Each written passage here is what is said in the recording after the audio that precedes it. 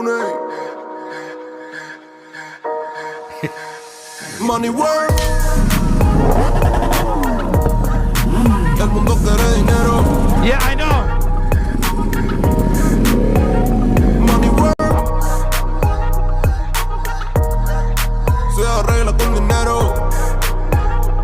SC Project branding logo, that's one here. Money work. Si me quiero educar, dormir en algún lugar. Really cool. And we're also gonna change the kickstand knob, guys. Alright, let's take a quick look at the Hopefully I'm all good, guys. I roll over something. Solo un par de gente se llama el putín entero. Money, pasa verdadero. Si tienes lo verde siempre llegará primero. Pero yo Lunes. Money work. El mundo quiere dinero. Yeah, I know. Money work. Se arregla con dinero. SC Project branding logo, that's one here. Money work. Si me quiero educar, dormir en algún lugar. Really cool. And we're also gonna change the kickstand knob, guys. Alright, let's take a quick look at the Hopefully I'm all good, guys. I roll over something. Solo un par de gente se llama el putín entero. Money, pasa verdadero. Si tienes lo verde siempre llegará primero. Pero yo What's good, everybody? A just told me that there is no audio coming out of that. Just want to make sure that it's correct. But we still got to let that rock, though. Thank you for letting me know early.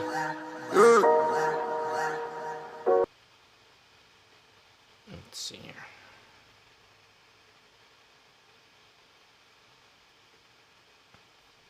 All right, let's try that again, boys.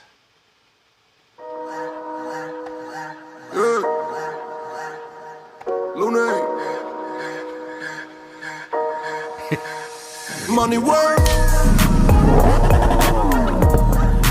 El mundo quiere dinero. Yeah, I know. Money work. Se arregla con dinero.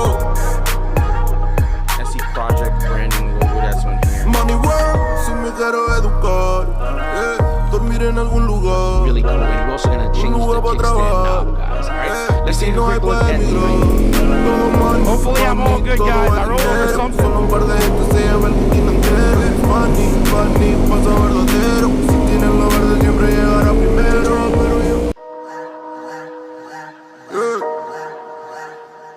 Lunes.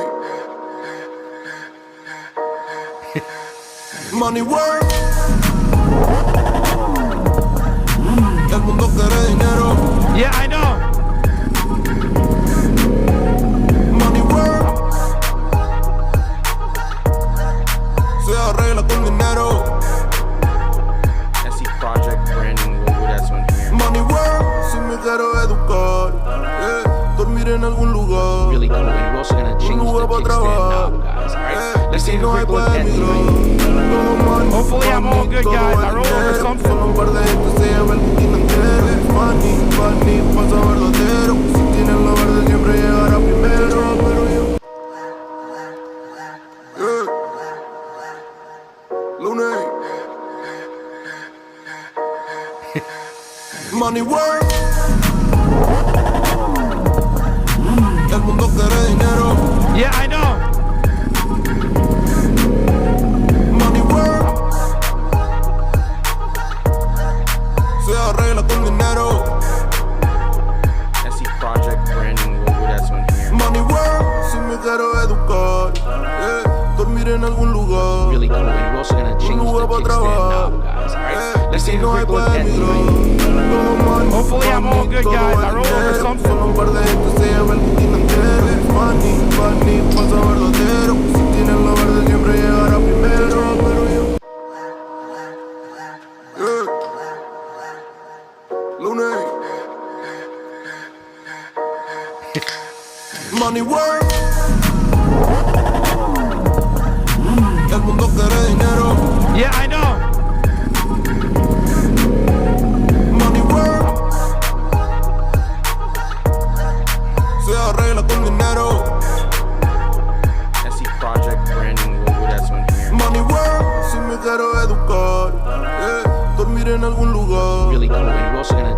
pa' trabajar. Let's take a No hay quick look at peligro.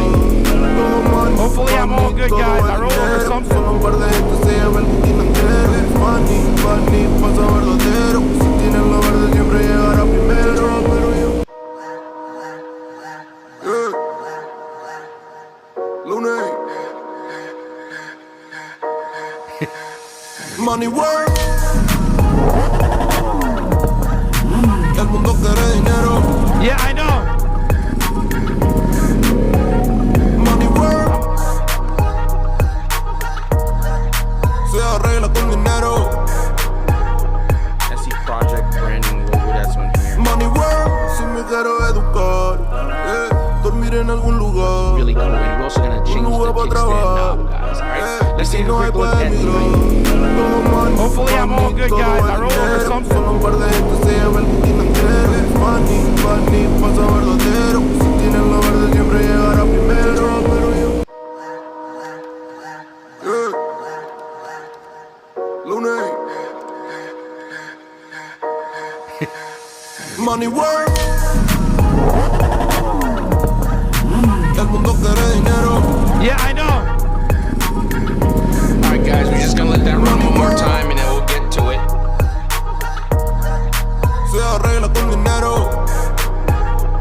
SE Project branding logo that's on here. Money work. Si me quiero educar, dormir en algún lugar. Really cool. And we're also gonna change the lugar pa' kickstand trabajar. knob, guys. Alright. Let's take a No hay quick look at peligro.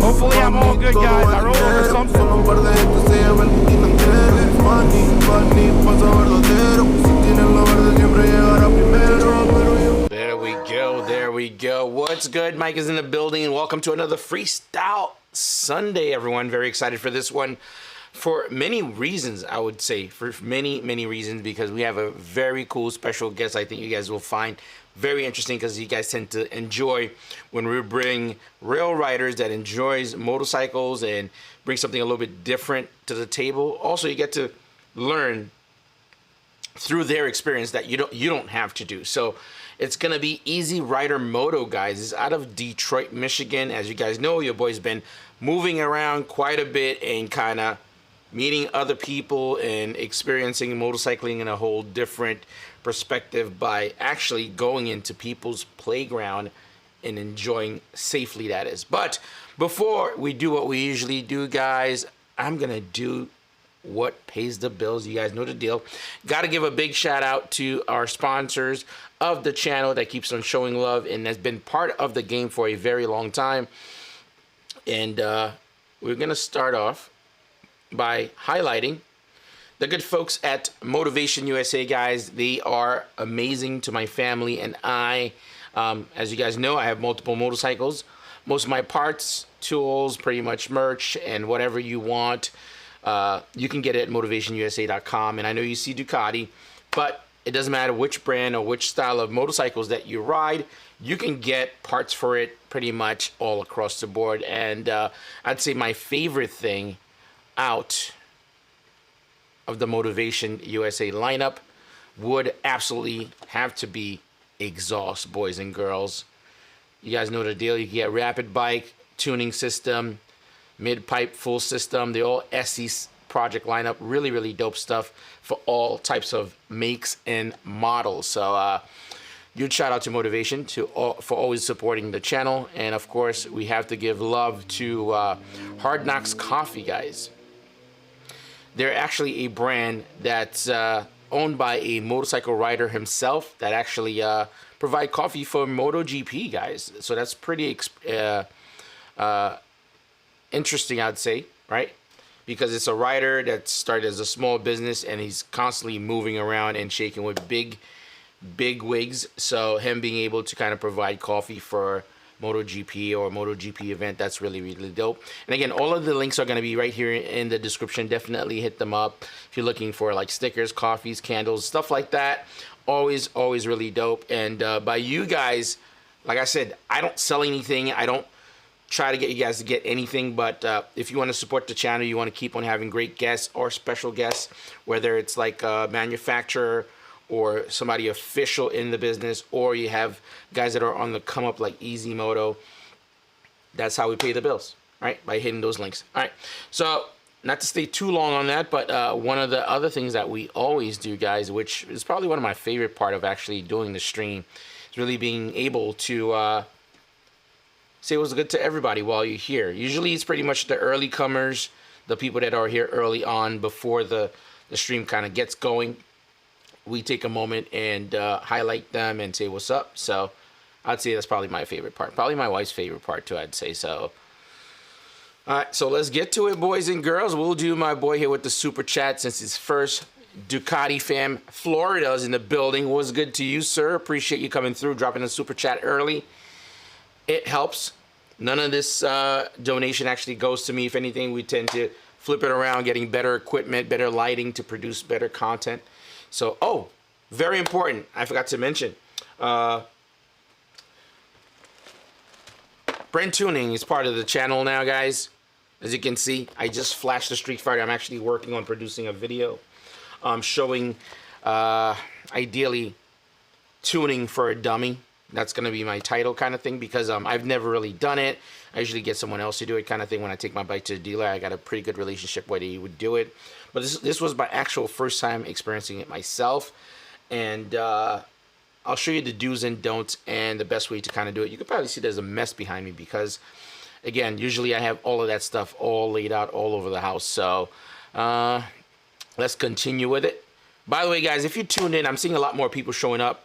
Appreciate it. Hit the thumbs up. Helps quite a bit. Jock in the Box is in the building. Always great to see him. We have Solo Rider 82. What's good? If you guys are new here, hitting the thumbs up, might as well hit that subscribe button. Really, really dope. We have Sazlon Moto. Always great to see him. Power Moto. I just like saying that. Let's go, baby. I can't do it. I just don't have the base. So Fast Lane's in the game, in the building. I was sad I didn't see you out in Detroit, man. I thought you would have been out there. So that was a really dope experience, by the way. Donna Main, always good to see him as well. We got here, okay, Bud Tussinel. We're getting quite a few people that's coming back. That's always great to see the continuous people that come back and show love. So that's always great. And then we get sprinkles of newcomers. That's always great too. We have Xmoto Media. What's good, sir? Pleasure to see you. See what else we have. A couple more, and of course we have Governor D Nice. Always very supportive, man. This guy here, I gotta send him a care package or something because I'm actually messing with this idea. Okay, actually, you know what? Let's do an exclusive real quick. You guys know the deal. I always rock my shirt, Clutch First NY. And I don't really sell too much and stuff or do too much of the merchandise stuff. But I want to show you guys this anyway. Maybe what we'll do like super chats. Whoever drops super chats and stuff, we'll do like a care package because that's actually my wife's idea. And what we'll do is probably do either a care package with some either motivation parts, or we'll get you out one of these, guys. This is like the packaging of the whole Clutch First merch and stuff. You got the size in the back and all that. So maybe that's something we might want to explore in the future. But let me know if you're interested. That'll be awesome. All right. We won't stick on that too long as well, guys. But you guys know the deal. When you do a stream, as people starts coming in, that's when you want to kind of get the ball rolling. They don't want to do that too early. We also have GP Performances in the building. What's good, sir? I saw your comment on the last stream, so always great to see that. Yeah, so without further ado, we're going to come back, guys. As we get more comments, I'll probably be jumping in and reply to people. So if you have any questions, you want to ask any comments and stuff, this would be the time. We'll definitely jump in and answer those in between. So hopefully... We got my boy Easy Rider in the building. You can unmute now, sir. Let's give him a warm welcome, man. What's happening? What's happening, Mike? What's going on? What's good? What's good, man? Good to see you. Good to see you. Good to be on the live stream this time, man. For the first time ever, man. I'm looking forward to it. It's the first time, but not the last time. But I'm really glad you're here, man. I think you're a very interesting person to kind of talk to regarding roll racing and pretty much the whole community and learning about it. Because for me, I'm fairly a noob, I'd say, when it comes to stuff like this, because it's a new experience. And most people's takeaway from the very jump is that it doesn't take much to twist the throttle, man, and go in a straight line. I'm actually even guilty of probably saying this, but as you slightly dip your toe in the water, you realize it is not just that. It is a whole lot that goes into this, man. So tell me, give me a little explanation as your idea about it. All right, man. So to start off, it's funny because I actually used to be the same way. I said to one of my friends, I'm like, man, it doesn't take any skill to be a roll racer. Anybody can twist the throttle in a straight line and go forward and all of that, because I came from track history background. You know, I did a lot of track riding, road on a road race course, and also drag race track. So I initially started off drag racing. Then once I kind of figured that out and mastered it out, then I said, okay, well, I want to do some corners. Mm-hmm. So I ended up going into corners and doing that, you know, having track experience doing that. And then roll racing was actually last. So I would do like freeway racing, you know, A to B, point to point racing. Mm-hmm. And the roll racing thing was kind of like last to me because it was the easiest. So I thought. Yeah. Well, having a stock setup HP4, which was the bike that I had before, stock wheelbase, stock height, no straps, not lowered, nothing done to it. I went out and I raced Steve for the first time when he had his Ducati V4 Speciale, and he was playing with me the whole time going down the road race course. And I'm like, dang, and I realized instantly the difference in a setup bike versus a stock bike. You know, my bike was good for what it was good for on the track, but when it came down to roll racing, the bike kept going in the air. It would wheelie every gear, second, third, fourth, and it took a lot to it. So to get the opportunity to change that up and set my current bike up to be more effective for that, man, I can tell you right now, any just regular person cannot jump on a bike and go roll race and think that they're going to be fast, because that's not how it works. Yeah, I've noticed that too. Because while I was out in, I'm jumping too many places. I was out in Detroit, same thing, and I was out in Nashville, was the same thing. Even in Texas too, I think I experienced the same thing. I was on extremely fast bikes, 200 plus horsepower, and it felt like, I released a video recently, and I was going maybe 90 to triple digits, and even people that are watching it was like, wow, I've never realized that digit was slow, because everyone else was moving so much faster than me.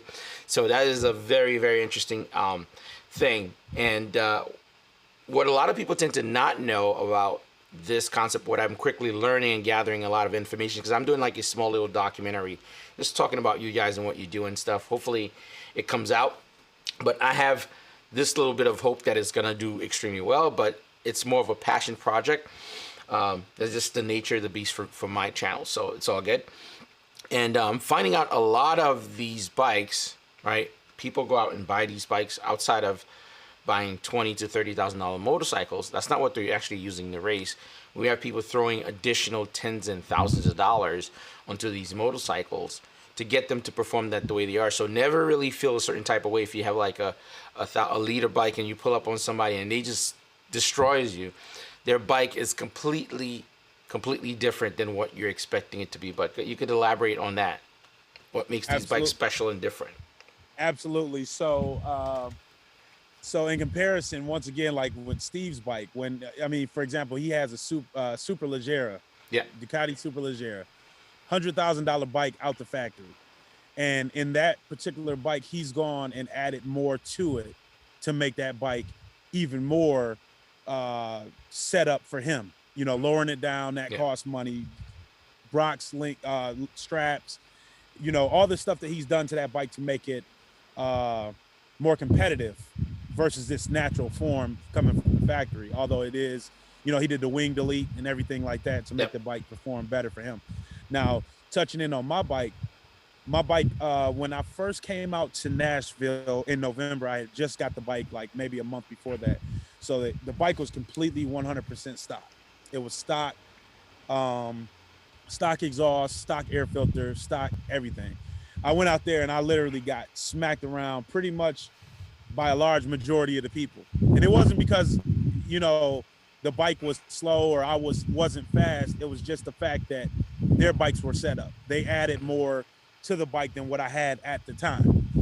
So I made it my personal goal in November of 2021 to go back to Nashville and redeem myself, or at least take out some of the guys that were smacking me around in November. And that's what I ended up doing in Miami when we went down there in January. And we linked up with a lot of the Nashville guys and you know, the New York guys, Moto Mac and everybody like that. So the add-on to the motorcycle was like the exhaust. I did the bare basic things to the bike. It's nothing super duper that's done to my bike as of yet. But it's a great running bike that I've had, but it's set up 70% for the track, the A to B's that I want to do for the corners and whatnot, and 30% dedicated to roll race. So I lowered the bike inch in the front and put a Brock strap on the front, and that was pretty much to the extent of the extreme of what I did to modify my bike to make it perform better for roll racing. So another thing that I've noticed, one of the key things, actually, you know what, before you even go to that, I want to do this for sure. 1 second. Okay, let's just hold that thought for a second, guys. Quite a few people are coming through again. Like I said, one of my favorite part of the stream itself is just the overwhelming amount of support that people come through and take their time and be part of the stream. So I'm just going to jump back into bring up the chat and just greet a few more people that are coming through, man. Like I said, this is my favorite thing of this entire stream setup. Just being able to interact with people and show love to the people that actually takes time to actually come through and say what's up. And then from there, we'll go right back to the conversation, because I'm just going to get into just really highlighting the aspect of roll racing to the point where, you know, the amount of money that I'm seeing that's being poured into these bikes is just astronomical, man. And I'll tell you some of the key things that I spotted early on. Let's do that real quick here. Have to say what's up to, of course, Mr. Black Moses, guys. He's in the building. Really dope guy, and I'm sure most people know who he is. You could always go to his Instagram and give him a follow, and he also has a YouTube channel for his magazine. So again, you never know who's who that's around you. So I know a lot of you guys are into networking and shaking hands, so that's an individual that you should all know. He's an OG, so really dope. I also have a super chat here that just came through. Also got it's from Solo Rider 82. Thank you, sir. Appreciate it. And we have Warp Speed Shop. What's good, sir? Pleasure to have you on the stream. Definitely hit the thumbs up and leave a comment down below or through the entire thing. All right, let's go. I'm just gonna go right back to the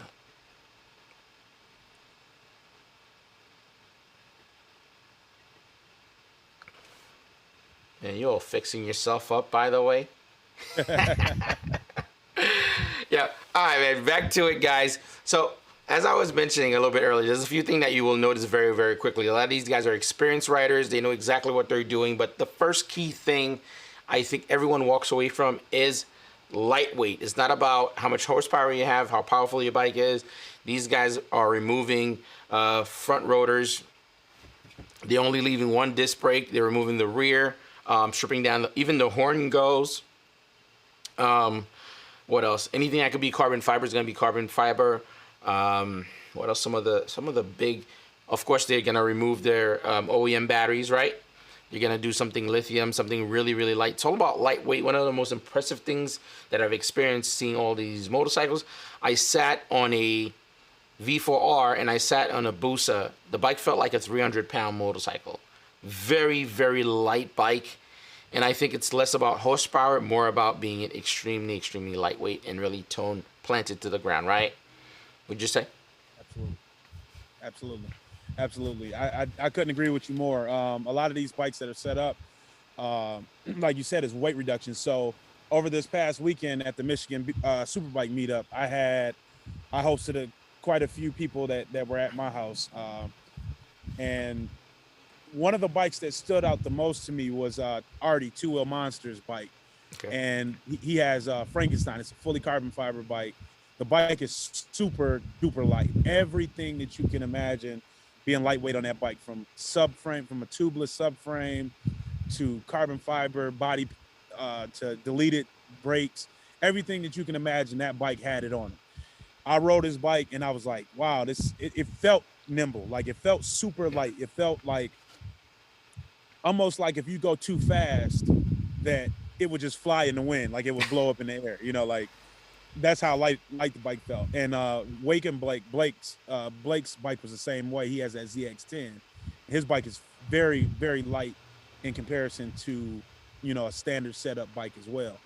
But one thing about me, as you see, I'm a bigger dude. When people watch the videos and they watch, you know, they watch me race and they see how big I am, I'm 6'4", 250 pounds. So weight reduction is almost pointless for me at that point. Because oh my God, no way. It doesn't matter how much weight I delete off the bike because I'm a heavy rider. So I am naturally, it's against me anyway. I mean, I can do a little bit to try to save here and there, but my answer is horsepower.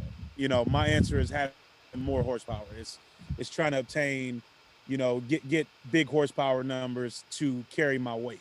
That's the issue that me and 650E run into together, because we need more horsepower to run against lighter riders and lighter bikes, you know. By the way, you did have a run with Eve, which she's actually here. What's good? Who won that SmackDown, by the way? I saw you did a run with him on your BMW, and then you guys swapped. By the way, when he turns on in his V4R, it's like dropping an H-bomb, dude. That bike is so nasty. I went back home and I'm like, I gotta buy a V4S. It's not gonna be his bike, but I'm gonna buy this bike because it just sounds this good. But those two runs, did you get him on any one of them? Oh yes. So actually, on the bike. What's up, Eve? What's up? What's happening, man? So when I was on my bike, I got Eve. I think every time that we raced, I beat him on my bike when I was riding mine. Then we switched, and when we switched, he rode my bike and I rode his Ducati. I was having a few issues shifting, but he ended up beating me while he was riding my bike and I was on his Ducati. So naturally, I guess the best way to say it is that the BMW ended up winning those races out of the two.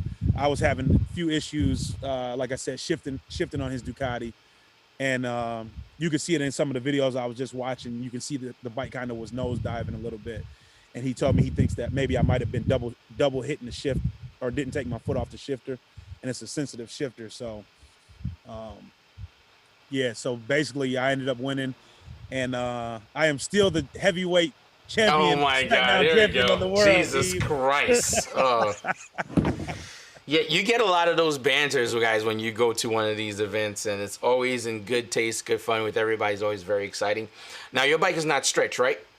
No, it's all right. not. This would be your perfect time to kind of talk about stretch bikes, tell people, because, again, I was probably one of those people, too, when I saw a stretch bike. I was like, oh, my God, he stretched it out or whatever. And I think in a lot of cases, a lot of people are not educated as to why it's done. So, including myself, I guess, at some point. But I could see why. So stretching a bike out is beneficial as far as the acceleration goes, if that is the type of racing that you're trying to do. If you're trying to do roll racing or you're trying to do drag racing, naturally you have a longer wheelbase, which means it'll keep the front end planted down on the ground. You know what? For I'm gonna give you the entire screen for this, man, because you know what? It's only correct. You go on, man. You tell them. Yeah, so like I was saying, it gives you more of an wheelbase to keep the front end down on the ground when accelerating. So a lot of people choose to do it. A lot of people, I guess it's all about a preference. It's all about a preference of if you want to. Some people say it doesn't sacrifice a little bit of the handling. I guess it depends on the level of cornering that you do, but the longer your bike, generally, the more difficult it is to corner. So if you're doing any type of racing, freeway racing or track racing, on a road course, then stretching a motorcycle out will not be beneficial for you whatsoever. It actually kind of hinder you a little bit and limit you to where you can go in the corner.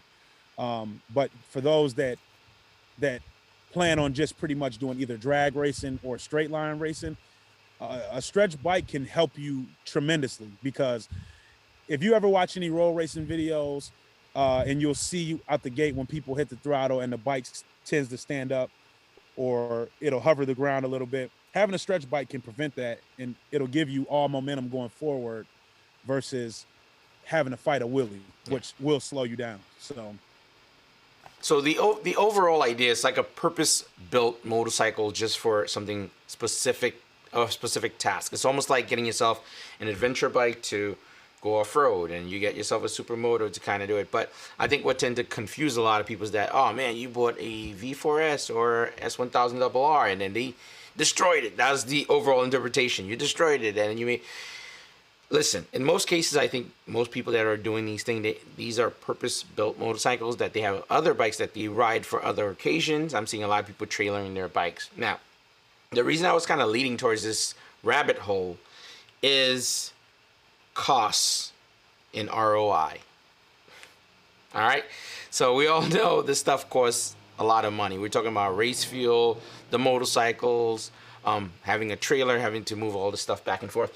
And to be honest, I'm just going to say it now. Nobody takes this into offense. There's really no real tangible takeaway from this outside of like having clout for racing people across the U.S. or meeting other people. And also I've noticed a camaraderie amongst everyone. That's like a thing, a brotherhood. I think people just travel back and forth and hang out. So there's not a real financial aspect of this. So the reason I was asking, is that a normal thing? Or is there an end goal? Or how do we see this becoming a thing? Because I've seen different aspects where I know this is kind of a long drawn question, but I've seen other aspect where tuners would go there to kind of really like promote stuff and kind of show their bike, and that drives traffic towards their way. But I think in most cases, everyone is just riding and spending a lot of money. So you tell me. Absolutely. So I guess, how do I say this without sounding so fairy tale-ish? But so in some communities, there are money runs, money bets. There is money involved in the races. I just seen a race earlier today that was out in Florida. I think they had a $22,000 pot on the race. So some people, you get into the real hardcore racers, they'll definitely have money on the table for it, and their bike is making them money or costing them money. Yeah. The group, the tight group that we're all in, we don't really seem to get a financial benefit from it. It is costly, but we do it all in fun. We do it all in the nature of the camaraderie. Some of the guys that I told you that, that came to my house this past weekend, you could go out and race them all day long. And that's one of my favorite things about it. You can go out there and race them all day long, and they will beat you or you can beat them. And at the end of the day, you go back and they will help you make your bike faster to beat them. So the end goal to me is friendly competition. It's competitive nature. Even it doesn't, and you can't put a price tag on that for me. For the level of fun, the level of brotherhood and memories that we make by doing these events and racing. If it costs me, for example, Ebe went and got some motor work done to his M1000 on his bike. I don't know what the price tag was or whatnot, but it was something that he did to be able to compete and have more fun, not to benefit or get any money back from it. But I could see myself doing that down the line too, where I'm planning on building a turbo Busa. I don't think I'm going to get any money back from that, that build. It's just to be able to race and have fun and enjoy making memories by doing stuff like racing Eve's H2 and all the guys that have fast built bikes. Yeah, I think it's super interesting. Like I said, I know a lot of the guys have either like a significant other or children and stuff like that, and I just wonder because, for example, where we were in actually on either place we were out in Nashville, we're over easily almost. If you really were to count down and do like a whole spreadsheet of everything, all the bikes and all of the parts and stuff like that, labor, I'd say easily a cool $1 million. Easy. More than that. Easy. More than that. Easy. More than that. So, and then I'm like sitting on a plane going back. I'm like, damn, okay. There. Not only that, travel costs, the bikes themselves, and of course you have situations where stuff have to get repaired. I've seen people like damage their engine, stuff like that.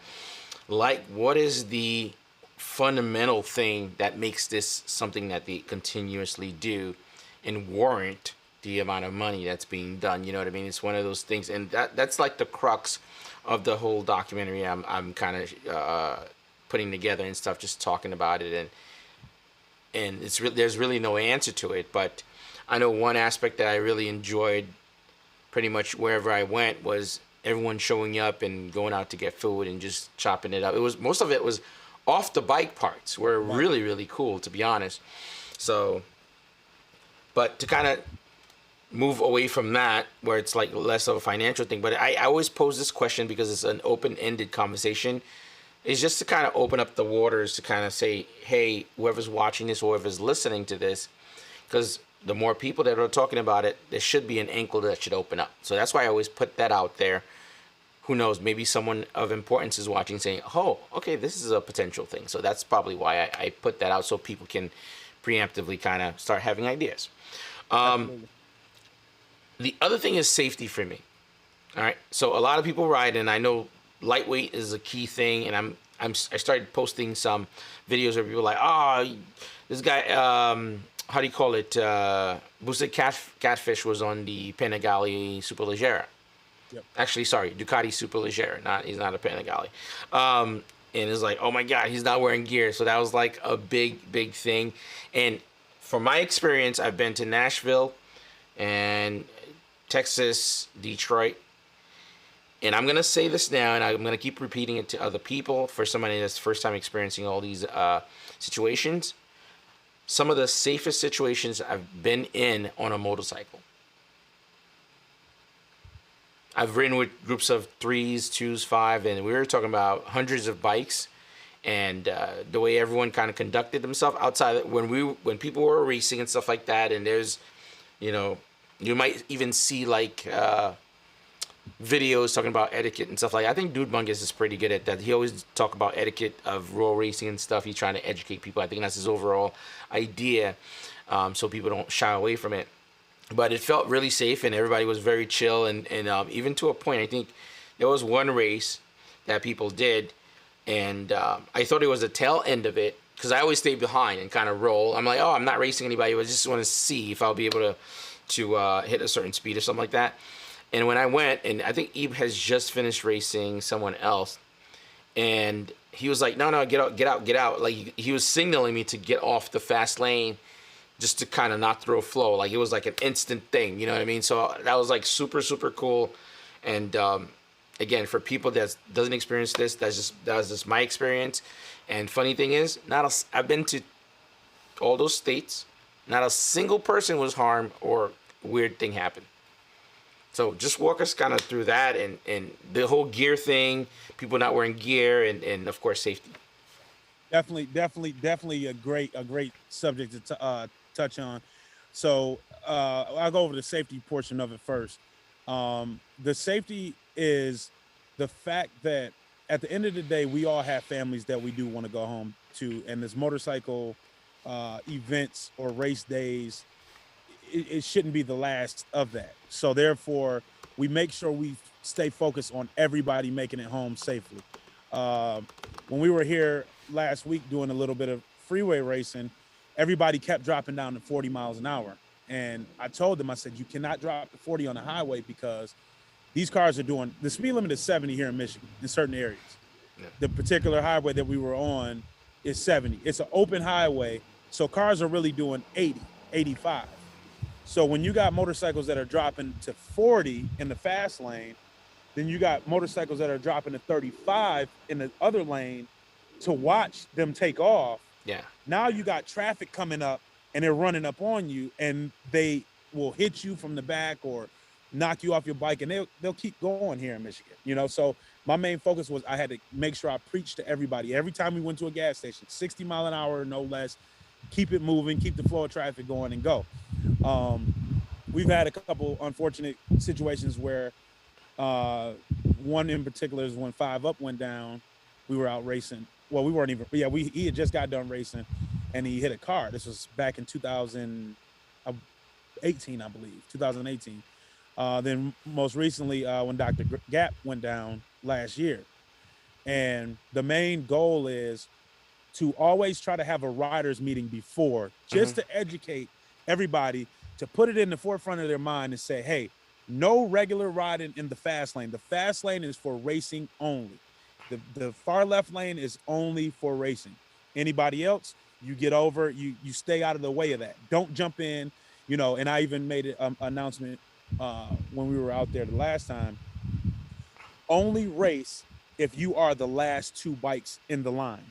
Because, for example, if you got a line of maybe it's 50 riders, and you got some people that are all the way in the back on the fast lane that want to jump in and get a race going, you could be up in front of them midway through the pack, the lane be wide open.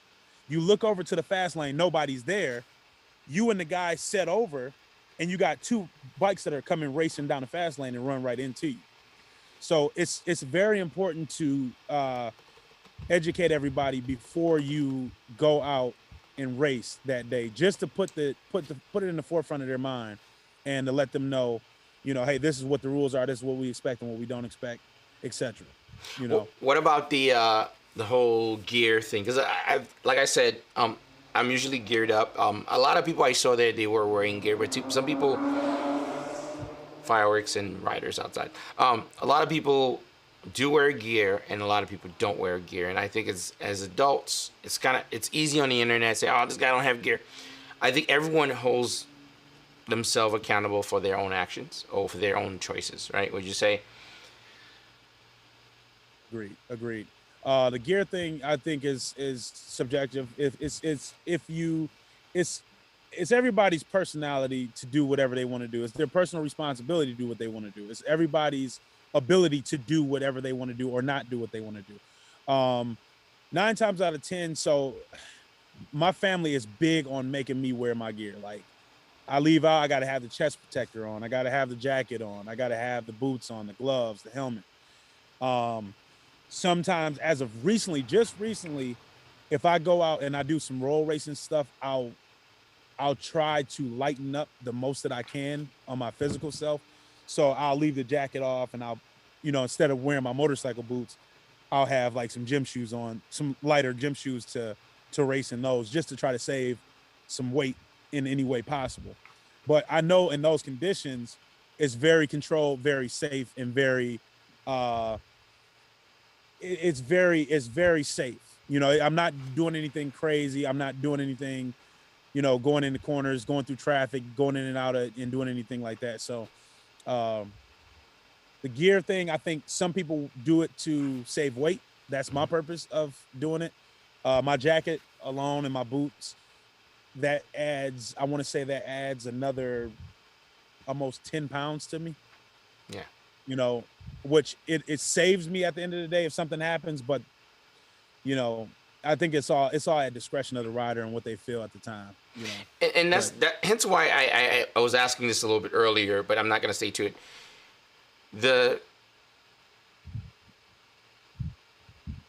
Basically the rolling of the dice, right? And there's no, you know, when you do something, for example, let's say if you do work for someone, you trade your time, they cut you a check, or you work on a project, when you complete the project, you get something. Rolling the dice and not having a jacket or not wearing gear or something like that, for really, there's no real bounty on this for you to, you know what I mean? I think that's what kind of gets some people in awe. but I think it's good to kind of get a very good understanding, because a lot of people just interpret it as, oh, these guys are not riding the right way. That's how the internet sounds like. These sound just like that, like a black guy sounding white guy. This guy's not wearing his gear the right way. And my 636, I wear it all day, every day. So, the overall idea is just really, safety's there, of course. But I think when you have the communication that's there, and one thing I've noticed, everyone really knows their bikes in and out, and is constantly tuning while they're pulled over, like at the parking lot or the racing spot, or they're checking. People are not going out, their tires not perfect. So again, I've never seen such a bunch of hooligans that are so proper when it comes.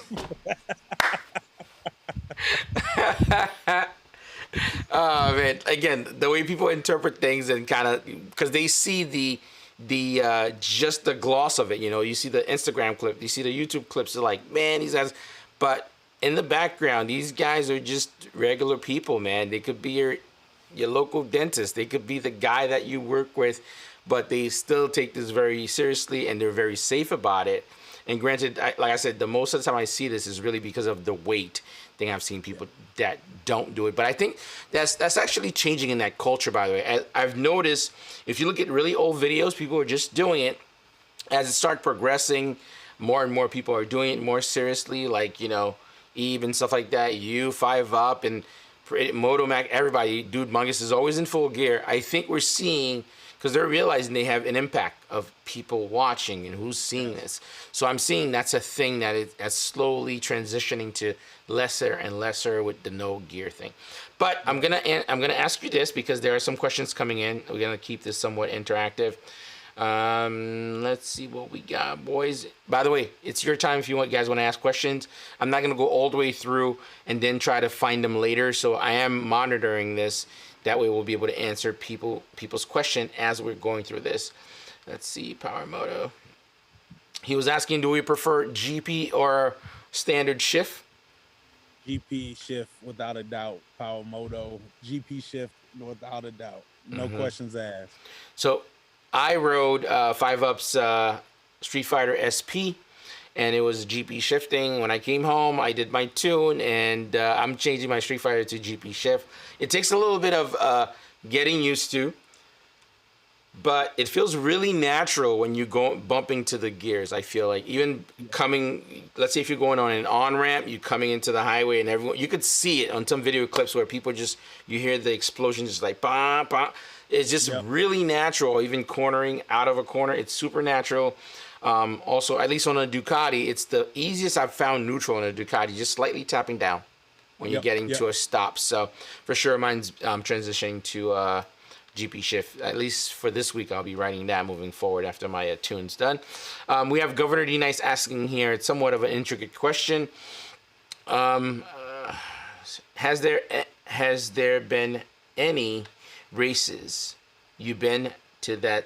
Okay, I'm just gonna paraphrase this. I think he kind of wrote it without any punctuation or anything. Have you ever been in any race that's been an accident in, or police were involved? So D Nice. So actually, I kind of just touched bases on it a little bit.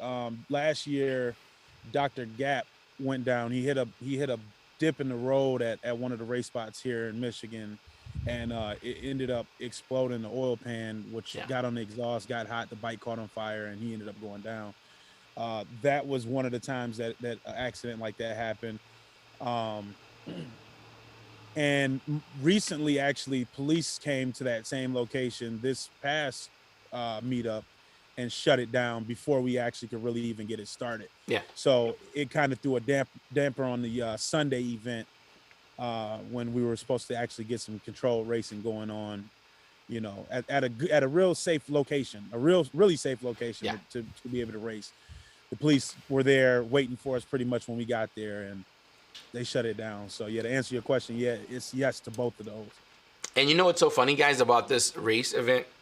They had a backup plan where we ended up going somewhere else, but I thought it was really, really cool when we got there. They had somebody at the beginning of the race with walkie on, and somebody in mid-race, I think, also at the tail end.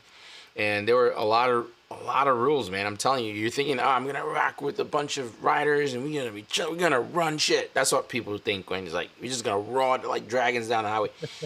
It's really not like that. These guys are really careful about things, and they really care about one another, and they really care that something does happen.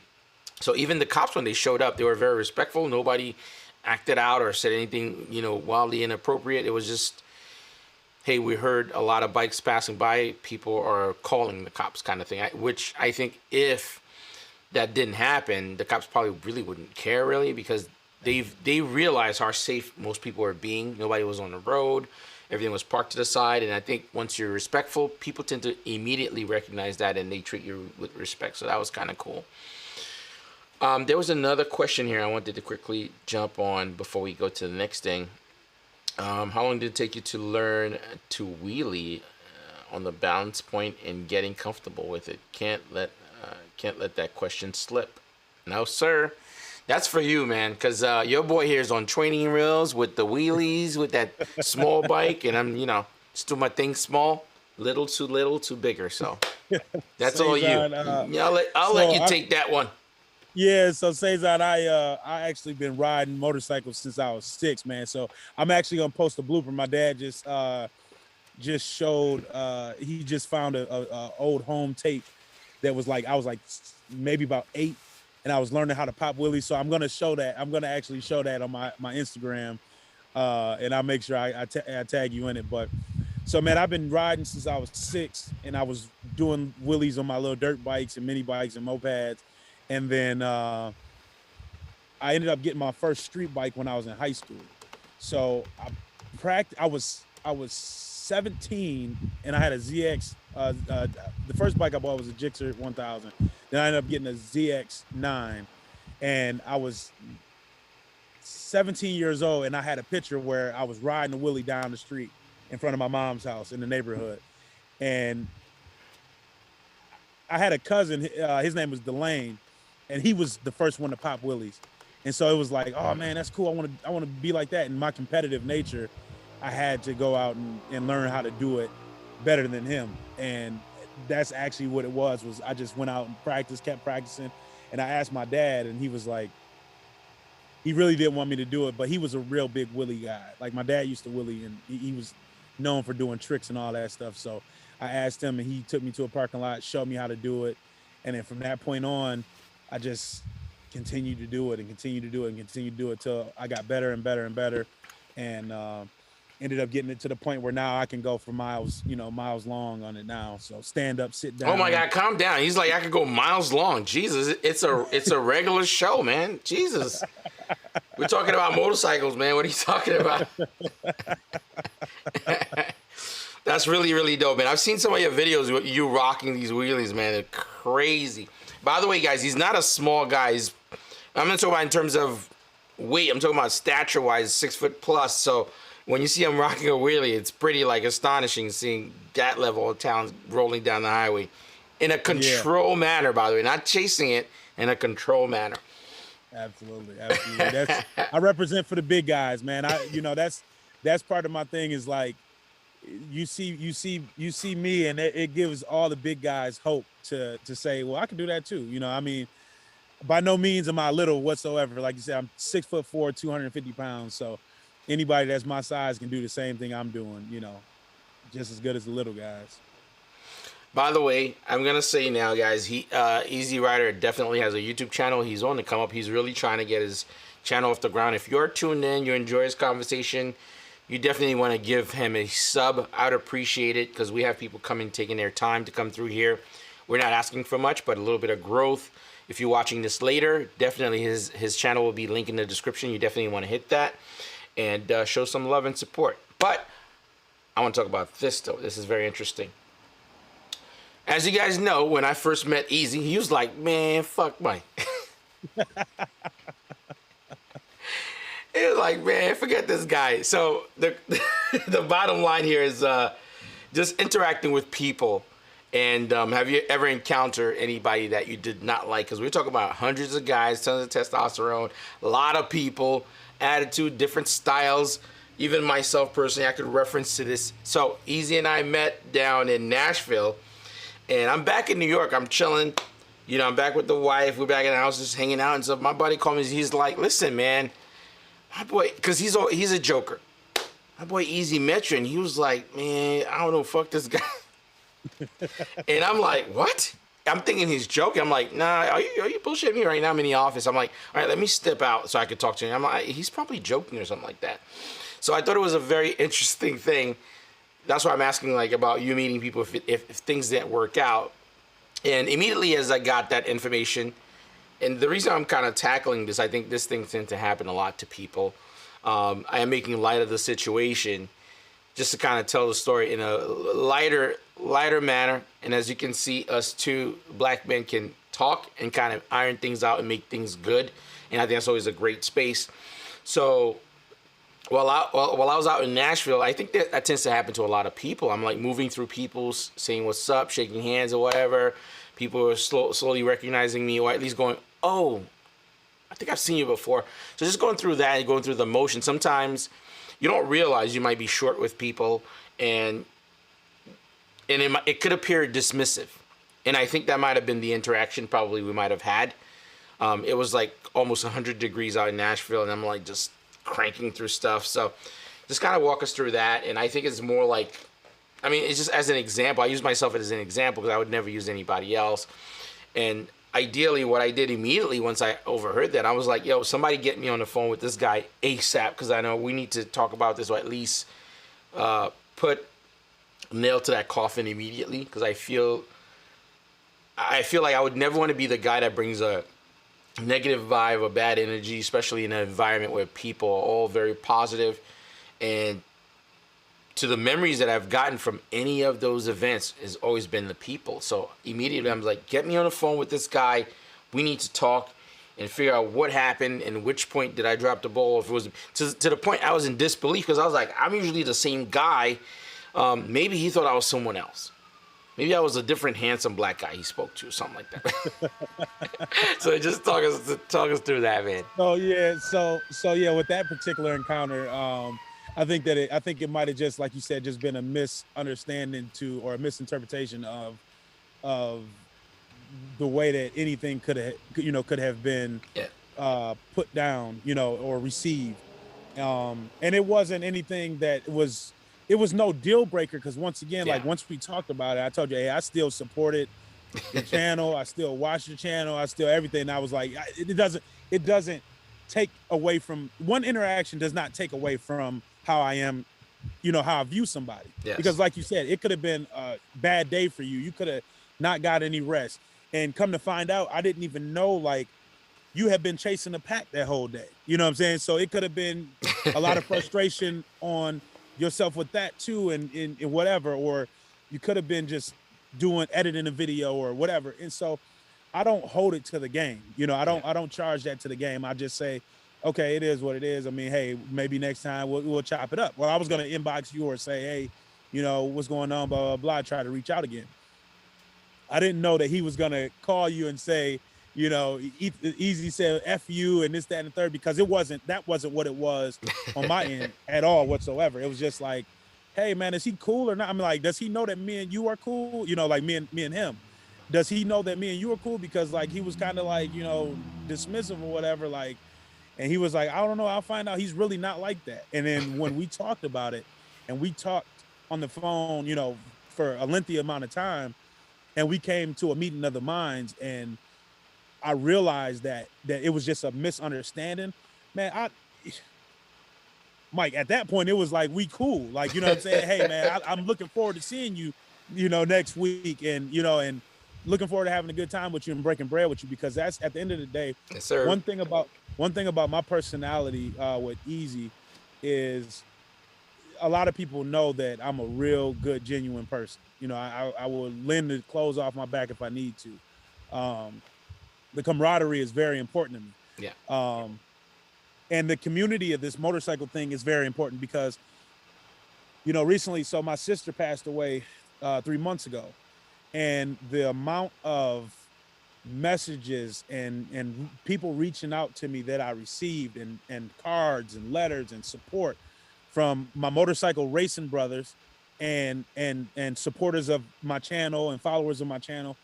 It was unreal. It was unreal. It really helped me get through a hard time. And it was something that let me know that people really cared, and so that camaraderie was very important. Like, family is everything. The motorcycle community, the bikes bring you together, but they don't keep you together. I agree. And that's very huge. Like, you're somebody I consider a friend. You know what I'm saying? I introduced you to my kids, my family. I met your had fiance. my daughter Yeah. up to, so that right there is and it speaks volumes on where we can come together as teammates, as people that are doing this as brothers that are doing this all together. You got Eve that's throwing alley-oops to everybody. You got Jack Be Quick. You got all the smaller ones, Jock in the Box. You got me. You got Moto Mac. Everybody that do Mungus. Everybody is like in this together. So it's no reason to have hard feelings or no reason to feel like, oh, I'm going to be more cocky or I'm going to have arrogance about myself when we are all on the same level doing this thing together, Yeah. And the funny thing is, guys, for me, when our mutual friends call, it was like, hey, man, this was a bad interaction or whatever it may be. The funny thing is, I was beyond of the initial conversation of what happened.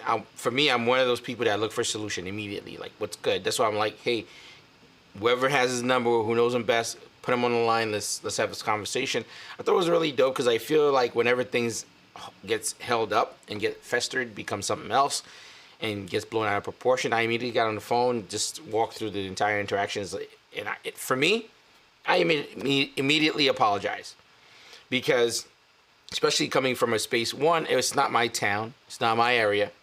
You know what I mean? I'm there as a guest. I think when you're a guest, there's a certain level of respect you should always have.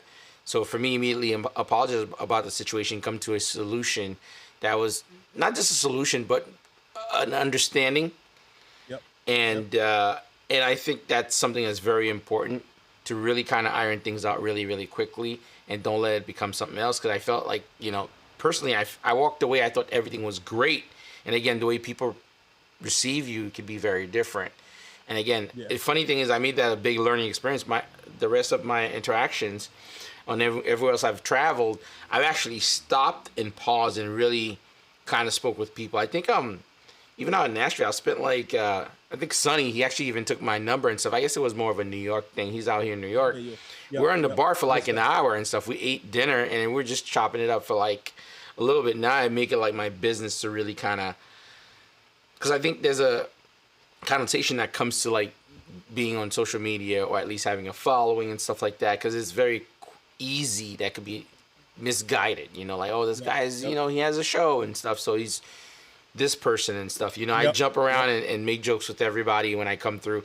But it was a dope learning experience, and I think the reason why I'm highlighting this, not because there was like a confrontation between the two of us. I'm really highlighting this to show people that when things are not perfect, you can always reach out to the person, talk to them. Don't let shit becomes out of hand, or where you guys just negate one another. There's this wild crazy, you know what I mean? We're all into the same thing. We enjoy it.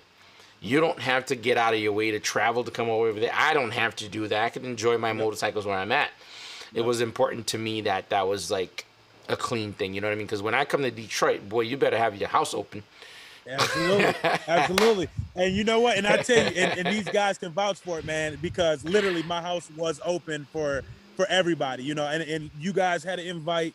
You guys were at Steve's though, so that was, 2 hours away. But man, we were gonna barbecue over here at the house. We, had a little bonfire thing. We were kicking it in the garage. Q Moto came up from South Carolina. He came to the house. He kept his bike here at the house. Everybody had access to be here and be comfortable, and so, and that's the type of person I am. And that invite was extended to you as well, so, and it always will be, so like you said, anytime that you do come here, you're welcome to stay here. You got room in the garage to bring your bikes or whatever, ride one of mine. So have you. And you know what's so cool about this? The minute, I mean, I guess this might be a small YouTuber thing or whatever. while I was there, the experience with everybody was so cool that a lot of people tend to bring more than one motorcycle. So, oh, I recognize this guy. Dude, you have to ride my bike. I had so many people that was just upset that I didn't ride their bikes. Yep, So that was kind of funny. But, usually I say yes, 5 up you. Not every single person, because, you know what I mean? It's like a roll of a dice and stuff, and everyone's very careful about their bikes and stuff. Right. So really, really cool interaction. I was going to ask you this other question that was really, really interesting. So where do you see you taking your channel, man? Is it going to be roll racing that's going to be the focus of your channel, or you might do a little bit different? So the plan on taking my channel is going to be for all motorcycle enthusiasts, all motorcycle lovers of every brand of motorcycle. Racing is just going to be one part of it, but I'm going to do full reviews on my YouTube channel. I actually also have a Harley Davidson Street Glide. I've seen that. It's really nice. Yeah, thank you. I'm going to introduce that to the channel as well. And it's going to be I talked to Moto Magic 910, which is, guy with the Bimota. And we were also talking about doing a collaboration video of something that we actually really think is going to be very important for the motorcycle community in itself. But the channel is going to be more than just roll racing, because I am more than just a roll racer. I'm multifaceted when it comes to the motorcycles, mechanics. I work on my own bikes. I, put performance parts on my own bikes and set them up and make them faster and whatnot. I built my whole Harley completely from the ground up. So my channel is going to be, open to all of that. That's the whole plan of where I see my channel going. It's going to be, a multifaceted channel where it has bike building, bike comparison, bike shootouts, racing, everything. I don't mean to leave a pause, but I wanted to ask something. I think it's cool. I think you're part of I would consider you being part of the new wave of vlogging or creating content for YouTube. I think when I started, I think the only person that was actually kind of helping or giving advice would probably be Eve, because Eve is from the OG time frame, and we have a lot of new people. I would say probably influenced by him at this point, because you have the Moto Max, you have a bunch of people, even including myself. Granted, my content has always been very different from his. But I think he's influenced quite a few people to kind of come into the game, or at least give it a shot and stuff. So that's kind of really, really cool. And I think it's a new wave, and this wave is very different from your original YouTubers. Everything was to the chest. I'm seeing a lot of how do you call it? I wouldn't say shared of information, more like shared of the arena. A lot of name bouncing, a lot of for example, at some point, dual motor vlog was a thing. It's like, oh, we gotta do dual motor vlog through Cena's and stuff like that. It's less of that, but more of, hey man, you gotta check this guy out, or you see him bump into the channel and stuff. So I think, to be honest, a lot of the stuff somewhat got me back into the game, because at some point I was constantly working, and then I kind of stopped. Like other things just happened. But seeing that happen with, and we're forgetting to mention a very important name, is Fastlane D. Very, very big into that energy of just kind of being very inviting to anybody and everybody, as long as you're rocking and stuff. So I thought that was a really, really cool thing. Very different from my original time of doing this. Absolutely. I couldn't agree with you. Like you said, shout out to little bro Fastlane D, because he definitely is. He's part of the newer. He's part of the newer regime, and me and him sit and talk a lot. And that's the thing about. I'm gonna hold you up on that for a second. Fastlane D is not part of the new group. He's not. He's been grinding for a long time. Yeah. He finally got that spark, and I always like to highlight that stuff, because I think a lot of people tend to think that, oh, one person won the YouTube lottery and he's doing well instantly. Fastlane's been grinding for a hot minute. Oh yeah. Yeah, oh, he's yeah. been putting oh, in a yeah. lot of work, and it's finally his time, and has earned it.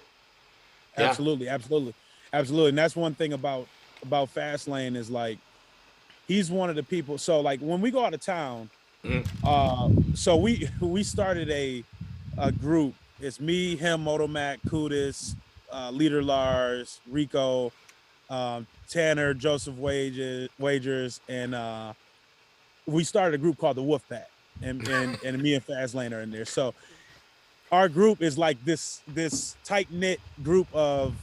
It started in Miami as kind of like a running joke because we were all in the same house, in the same Airbnb, and we just it was such a good vibe that we all were, meshed pretty much. We meshed and we just stayed, tight knit. So seeing like I got some exclusive behind the scenes footage of like Fastlane working, like go into the room and this dude is like we in Nashville. We go out riding. He goes back to the room. He's editing. He's working. He's working. He's working. He's working. Wake up in the morning. First thing he's doing, he's working. He's editing. He's editing. He's not. Moto Mac did the same thing when we were here. We went out riding, and it was about 1 o'clock in the morning. We got back home. We had Randy's Reality came over to my house. Qmo came. It was probably about 20 people. You're breaking up. Hold on. I think you're breaking up. Went straight to the room. Was up there for about 2 hours doing that. Is that better? Yeah, you good. So Moto Mac went up there and he was editing for probably about an hour, hour and a half, 2 hours, and he was up there doing his thing, and it's work. It's hard work. It's hard work that they put in, put in together, and they both do that, and it's going to pay off. We all are in this thing together. We all have different ethics, but we all have different views and different. Let's see here. My connection's good, but you were breaking up a little bit. Is it still breaking out? A little bit. Let's see here. 1 second. Hold on. Yeah, no problem. Let me check my I'll let you check that, and I'll just take over the screen for a second. Yeah. What up, everybody? Anybody has questions, you could definitely throw that up on there while Easy Moto Rider come through. So I said Easy Rider Moto. I always kind of flip those all the way around. By the way, that guy Kel's mentioned here, when am I going to do a SmackDown in New York? By the way, I think anybody and everybody could beat me in a race. I'm just saying I could hit some big numbers, but I don't know if I'm going to be like, I don't know. Because I got my ass handed to me by quite a few people, which they weren't serious races, but I kind of just pulled up with them. But by the way, these bikes are so fast that if you have a stock motorcycle, you're not going to be able to compete. Some guys remove their seats completely. There are no seats. They're basically sitting on a piece of carbon fiber plank. People trim down their gas tank where it's a lot smaller, just for the quarter mile or whatever it may be. These motorcycles, is very difficult to beat them if you're not rocking a bike that's pretty much equivalent to what they've done, or the amount of work and effort, or cam's been done, tuning's been done. You're not gonna win. And I rode a stock Street Fighter SP while I was in Detroit, and that bike was fast. I was going 168 at some point. My bike still felt like it was slower than everyone else. Everyone was passing me at this speed, which is absurd. Let me see. I think I'm back now. Yeah. I'm gonna pull you back in. There we go.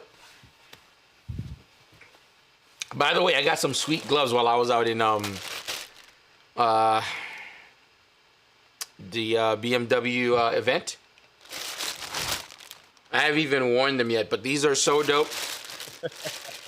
Yo, I never impulse buy, guys, but I walk past the booth and I'm like, yo, I got it. And I don't like the branding one where it has the logo in there, but if you look, the entire side of the palm, it's like beveled and it says Ducati, and it's red from the palm and on. I'm like, damn, swipe my card right now. That was my reaction. That was my reaction. But very excited for these guys. But yeah, back to business. Every time I sit in the garage, I'm like, I gotta throw those on. And the sucky thing is when you do YouTube, until you either do the unboxing or you kind of shoot footage of it, you really can't use it because you gotta do that fresh while it's brand new. So that's one of the little things that people just find out about me. So I have like 3 sets of gloves sitting here I haven't touched yet. I've been using my other Dainese stuff. But anywho, ooh, I think he's frozen. Are you frozen? He looks frozen. No. Oh, you're reading comments. Man, you are steady, boy. Yeah, I was reading.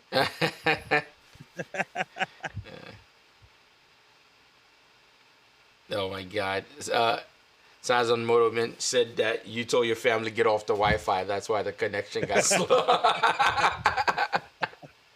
Hey, oh, man. Shit. Xfinity, man. Connect the phone to it and slow it down. Yeah, there we go. So you were telling us about work ethic, man. I'm like that too. When we were in Nashville, everybody was upstairs, went upstairs. Everybody was hanging out at the bar. I went upstairs, I edited, I went back to sleep. I woke up earlier than the event to actually cut my videos, like around 6 in the morning, so I could be in the morning, get breakfast, and meet you guys. It's one of those things, man. Doing YouTube takes so much work and effort. I think most people have no idea the level of work that you do when you're being on YouTube.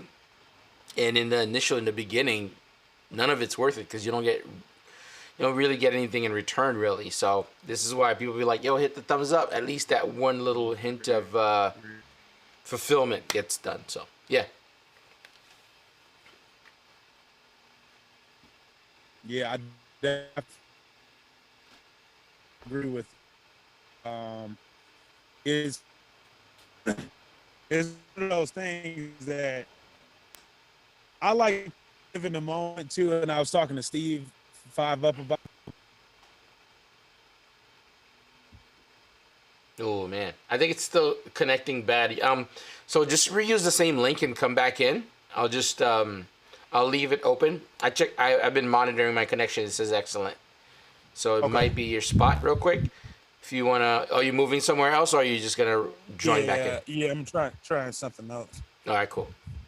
Hang tight, guys. Little things happen here. So just a quick heads up, guys. If you are tuning in, as I mentioned, definitely hit the thumbs up. That's always super helpful. And again, having people taking an hour to an hour and a half of their time for them to do an interview or at least talk about their experience and stuff like that. All that stuff is taking their time, so we'd appreciate it, man. So definitely worth it. Well, then, if you have any questions, definitely hit it in the live chat, and I'll definitely answer them. Question for both of you guys. The algorithm for YouTube is very weird. Any tips or tricks with hashtag or anything like that? Did you hear that? Oh no. Yeah, I did. I guess I'll give my tip because I guess I'm a little bit more seasoned. So YouTube is definitely a very difficult place for you to thrive, especially if it's something that's super. It's very competitive, and also if you're not doing certain things to drive eyeballs, it's very difficult for somebody like myself. I find it a little bit more challenging because what I do is not as extreme. Because initially I understood being on a bike was enough of a cool thing or a great thing to see to kind of drive traffic, but I was completely wrong. So I would say my tip would be try to follow trends. And I hate following trends. That's one of my biggest problems. I like to be creative and do what I want, but that's not what really works on YouTube. Until you get to where you want to be, that's never going to work. So you want to kind of go with the flow a little bit, follow some of the trends. Have good thumbnail and good title. I don't think tags are as important anymore. I've done this as a test where I've uploaded videos without any tags, and they've done ridiculously well. So I don't know if that's something that's super important anymore. Yorgo, you tell them what's been working for you. So what's been working for me is a lot of collaboration videos that I've been doing as of recently. Um, a lot of the collaboration videos, I'm still kind of learning the algorithm of the YouTube thing and trying to figure it out and see what works for me. A lot of it is communicating with a lot of the different YouTubers and brainstorming and seeing what works for them and what doesn't work. And I will apply a lot of that stuff to my own method, and I do experience certain things myself. So I go and try to figure it out. But collaborating with a lot of YouTubers, getting traction from their channel, having exclusive content. I just recently put up a video yesterday, which was the Bimota Tessie H2 SP versus the Kawasaki Ninja H2. And it was a full complete comparison video. And that video is doing really well right now too. It's the only content of that nature that is out in the world as we know it right now, because that bike is so exclusive. It's one of 4. Wait. You know what's so funny? I'm cutting you off on that just kind of so that's a perfect segue, guys. So he did that Bimota video. His is doing really well, right? I have a Bimota video that I did a walkthrough. So since his is doing well, I'm gonna chop mine up probably either tonight or tomorrow morning and ride his wave. I'm gonna load that the closest to his thumbnail and title and try to get a little bit of that clout. So those are some of the key things you might want to kind of follow. These are small little gems. It's not gonna make you a 1 million subscriber channel, but these are some of the things that can help you get off the ground. But yeah, go ahead. Yep. And just having exclusive content like that is something that will draw attraction to your channel and draw, the views and likes and subscribers from that. But when people can see and they can relate to you, and this is my advice to any YouTuber, big, small, or anything like that, in between, medium-sized channel. When people can relate to your personality via video, they feel like they know you or they feel like they're part of you. That was part of the huge success that the Wolfpack had in the Miami series. Of everybody who posted Miami footage, everybody had great success because it's seen all of us in our natural habitat of comfort, hanging with our fellas, hanging with the bros, joking, cracking jokes, making funny, memories, and everybody felt like they was part of our crew. Which that is a major thing, because I couldn't tell you how many people came from Fast Lane D's videos or Moto Mac TV's videos or 650's videos and said, "Oh, you're easy. Oh, you're Big Easy. Oh, you're easy. Oh, we seen you on Fast Lane's videos. We seen you on Eve's videos. We seen you on Dumungus's videos." So when people can see that and they relate to your channel or relate to your content or your videos that you're putting out there, and they feel that they are comfortable with you and they feel like they know you, I think that's a huge move in the right direction for the growth of your channel, because they will instantly support you and push your product along with YouTube's platform pushing your product. Yeah, it's like I said, the community has changed quite a bit. I'm seeing like a lot of people that's not only passionate about motorcycles or very sincere when it comes to others. I think that was something that was missing for a very long time, and it's something that even we struggle here, especially in New York. That was a big thing. I was telling Moto Mac this before, and some of the other guys that I'm spotting in New York now and stuff. To be honest, I'm seeing a lot of really positive energy. It's actually got me very excited to I mean, granted, I was riding a lot and not recording and just really enjoying my bikes and stuff like that. It really kind of fired me back up to just really start posting content again and just really becoming. And I'm a competitive person, not to the point that, oh man, look at this guy, fuck this guy. It's more like I know what I do, and I know what I do well and what I can grow on. I get very competitive, and I'm like, oh, this is really, it's a really great space, because you're seeing people getting to where you want to be, and it's like, okay, let me get to work. So that's kind of really cool. I think it's a really dope thing. Yeah, I use that, when Moto Mac was doing that, I use that as motivation to jump on it. And I was like, you know what, he's doing it, I gotta do it. It's not nothing with malicious intent behind it.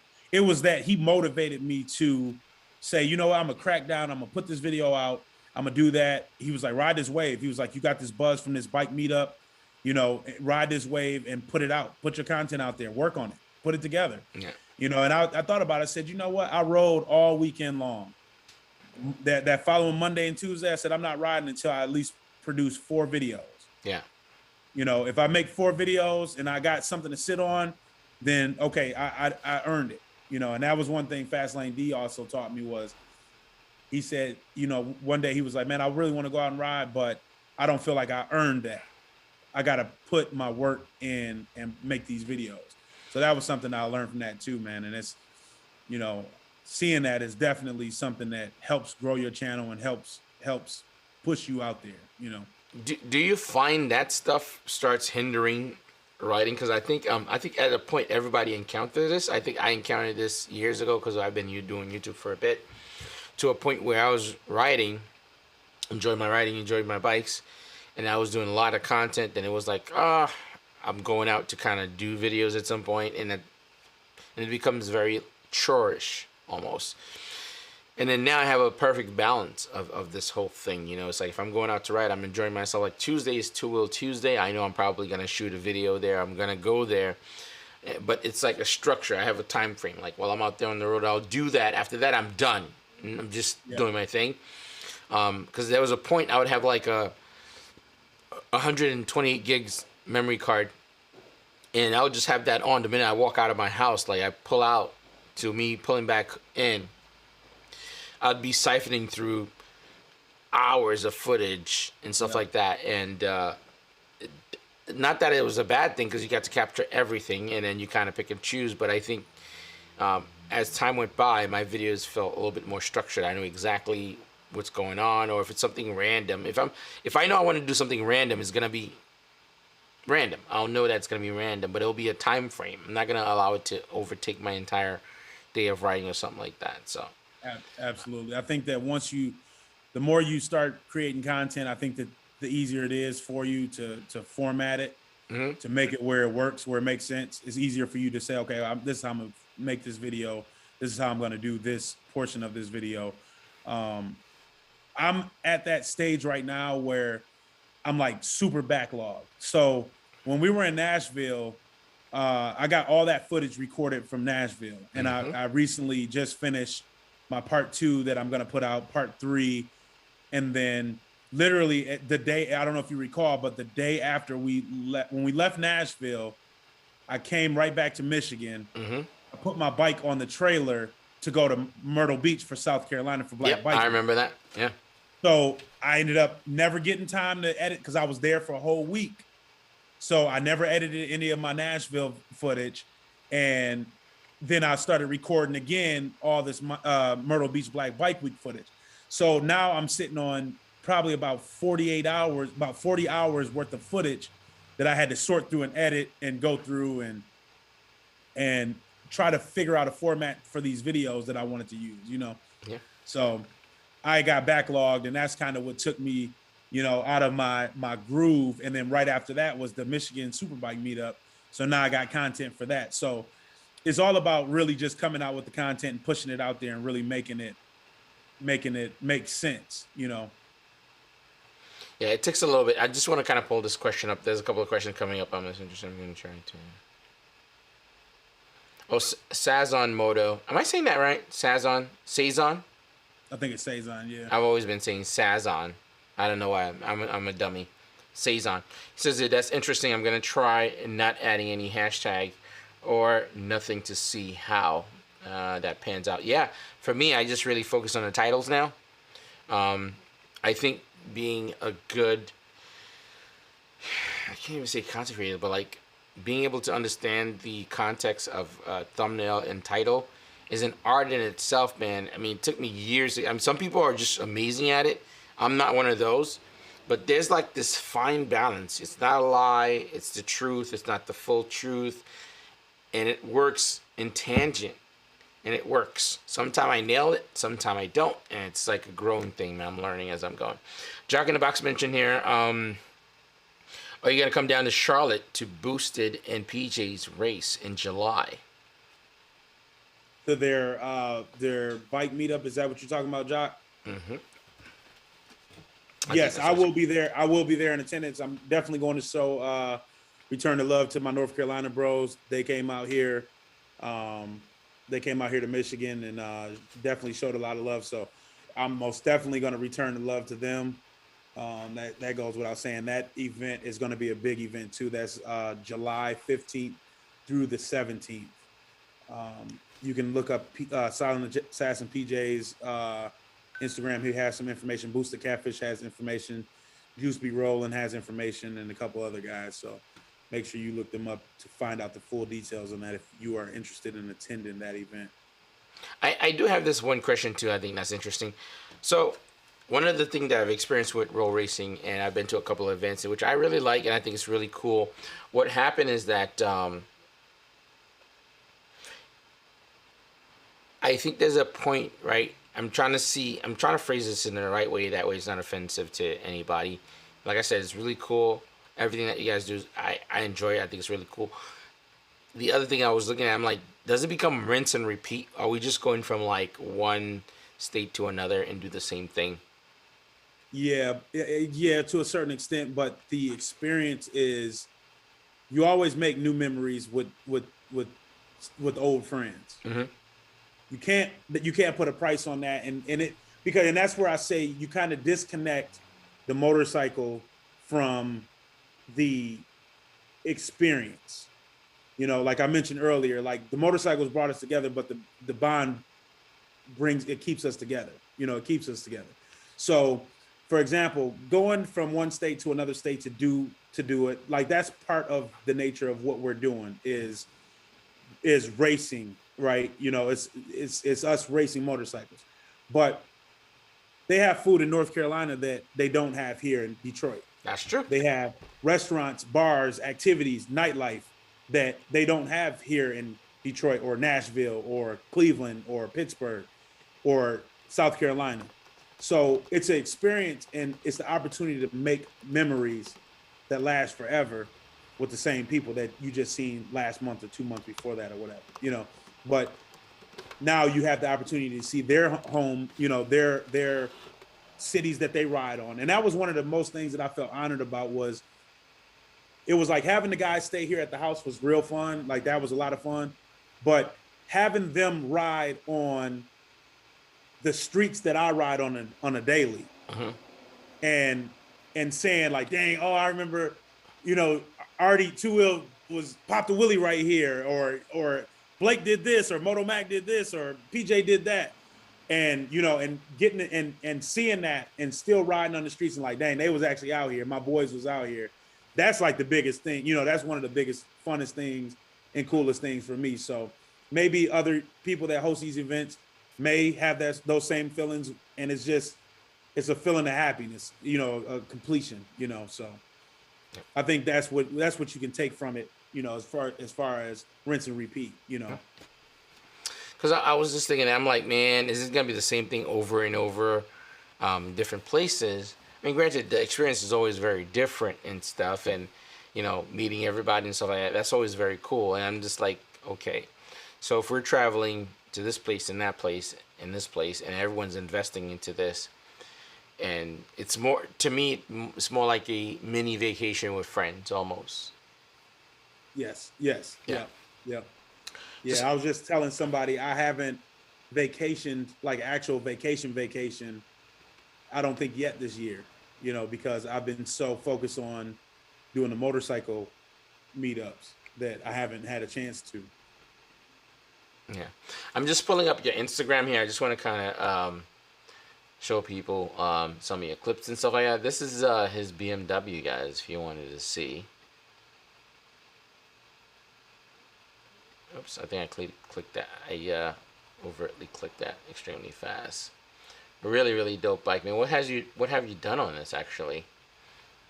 So done the Brock's lowering link, or I'm sorry, the Brock's straps in the front, the strap kit in the front. Okay.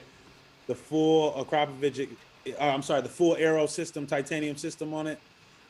Steve helped me put that on. I did a Sprint air filter. I did the lightweight rotor, rear rotor, and a 520 chain and sprocket kit on that bike, and that's pretty much about it. That's that. And the Brentoon. Oh yeah, shout out to Brentoon. Brentune Stage 2 ECU flash on the bike. And that's it. Let's see. I just want to kind of pull up a clip here. That's the Bimota video we're talking about, guys, that just went up, which I'll definitely get cracking on mine and throw that up also. I want to show a clip here of one of your rides.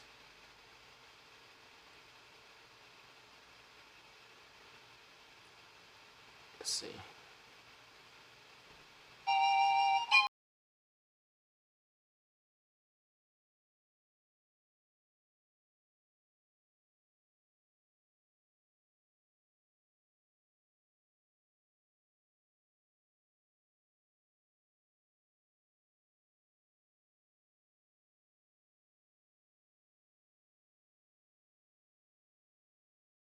Jesus, dude, that's fast, man.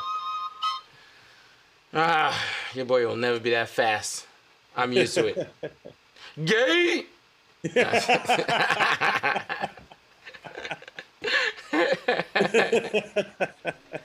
Oh yeah, I'll pull up another one of the clips here.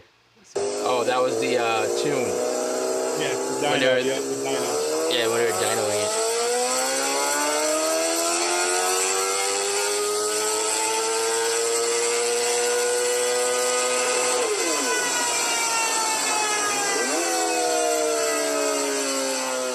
That is how I officially became Big 206. Oh, that's where the 206 came from. I saw the comment. Yeah. So you dyno 206 on that.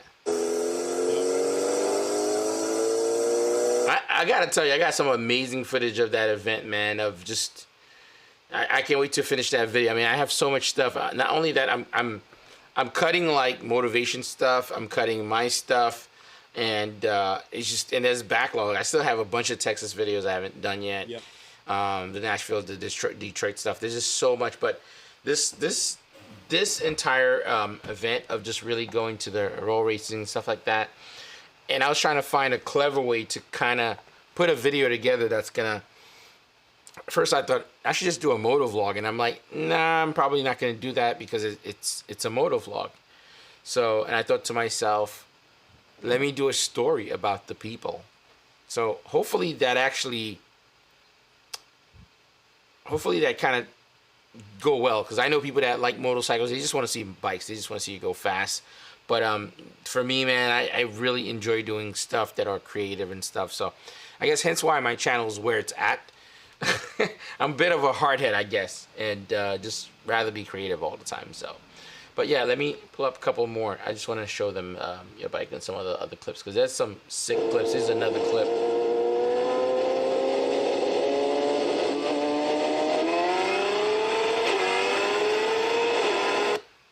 Jesus.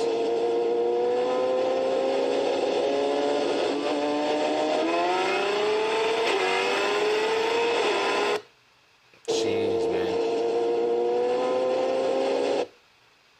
And that's the benefit of having a stretch You bike. can't buy happiness. Yeah, go ahead. You're saying? The other bike was a stretch bike. That was And can do. What? Oh, because it won't. It's not gonna wheelie. It's gonna stay planted, right? correct. Yeah, because there is a lot of power going to the ground. Oh God, there you go. We gotta play this stuff.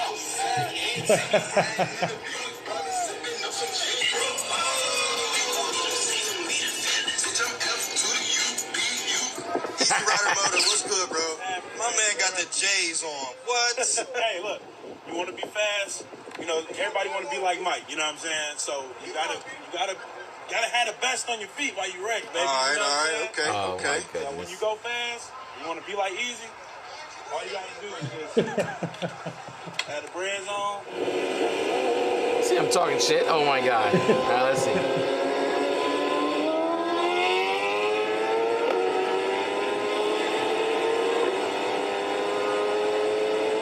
know what I'm saying?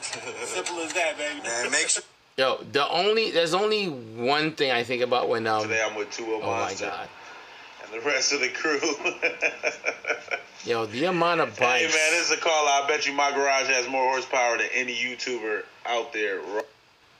That was not a call off for me. That was for E. 100%. I'm just gonna say right now, that is not for me. Oh man, look at all these guys. Yeah, man. Good times. Good times, man. Really, really good. Guys, definitely give them a follow on Instagram as well. Lots of really, really cool content. I'm sure there's so much more that's going to come out. Look at Dylan. It's fucking... I remember him tuning his bike the same exact day. Yep. He's out here looking like a police officer in this photo. Oh, man. What a freaking good time, man. So that's a good video right there too. The one that was right there. That was of me, Mez, Skeeta, and D from Texas. That was down let me pull that up. You know what? I'll play that 1 second. Let's see here. Right, this one, right? Yep. Oh, it's just damn. Look at you tucked in there, boy. Oh, that's the picture. It's not the actual video. No, that's just a photo of it. So, you know, I'm going to have to ask this question because if I don't, people are going to be like, no, man, you didn't ask this question. So, in these cases where you guys are riding this hard, I'm assuming this is a, you know, keep going situation because at these numbers, there is no ticket. This is basically getting towed and taking your bike kind of thing. So. Well, I never advise anybody to do what oh shit, he's going right politically correct. He's going politically correct. The Easy Rider Moto channel does not promote that type of activity. But I say whatever situation fits that particular rider at the time, then do what you have to do and don't do what you don't need to do. Because, yeah, I mean, for example, like I have a driving job. That's my career. So my license is definitely in jeopardy every time I do this. Oh, my God, dude. Oh, my God. You just dropped the freaking bombshell right now. I'm always, like, super nervous because my career has nothing to do with, like, driving or anything like that. But I'm like, oh, my God, if I ever lose my license, I would lose my shit. So that's one of the key thing that keeps me in line when I'm actually on the road because I'm like, I don't want that to happen. You actually got more balls than me, sir. Agreed. And it's just one of those things that, I mean, like I said, I never would say, do that. But if the certain circumstances calls for it, then you got to do what you got to do or don't do what you don't got to do. But I think being safe is key. Yes. Is as contradictive as that sounds, being safe is key. Don't focus on us doing 200 miles an hour with no clothes on, but be safe. Be safe and try to be safe. Hey, you out here driving naked? I mean, no, I didn't say that. That's what you said, man. Yeah, if you're not wearing your gear, you got some people racing shorts and no gloves and all of that. So that's crazy, man. It all depends. There's only one thing that happened for me. I could express that I think that was like, and you kind of lightly touch up on it. I think when everyone's kind of pulled, the highway's kind of empty, everyone's kind of like getting ready to kind of ride.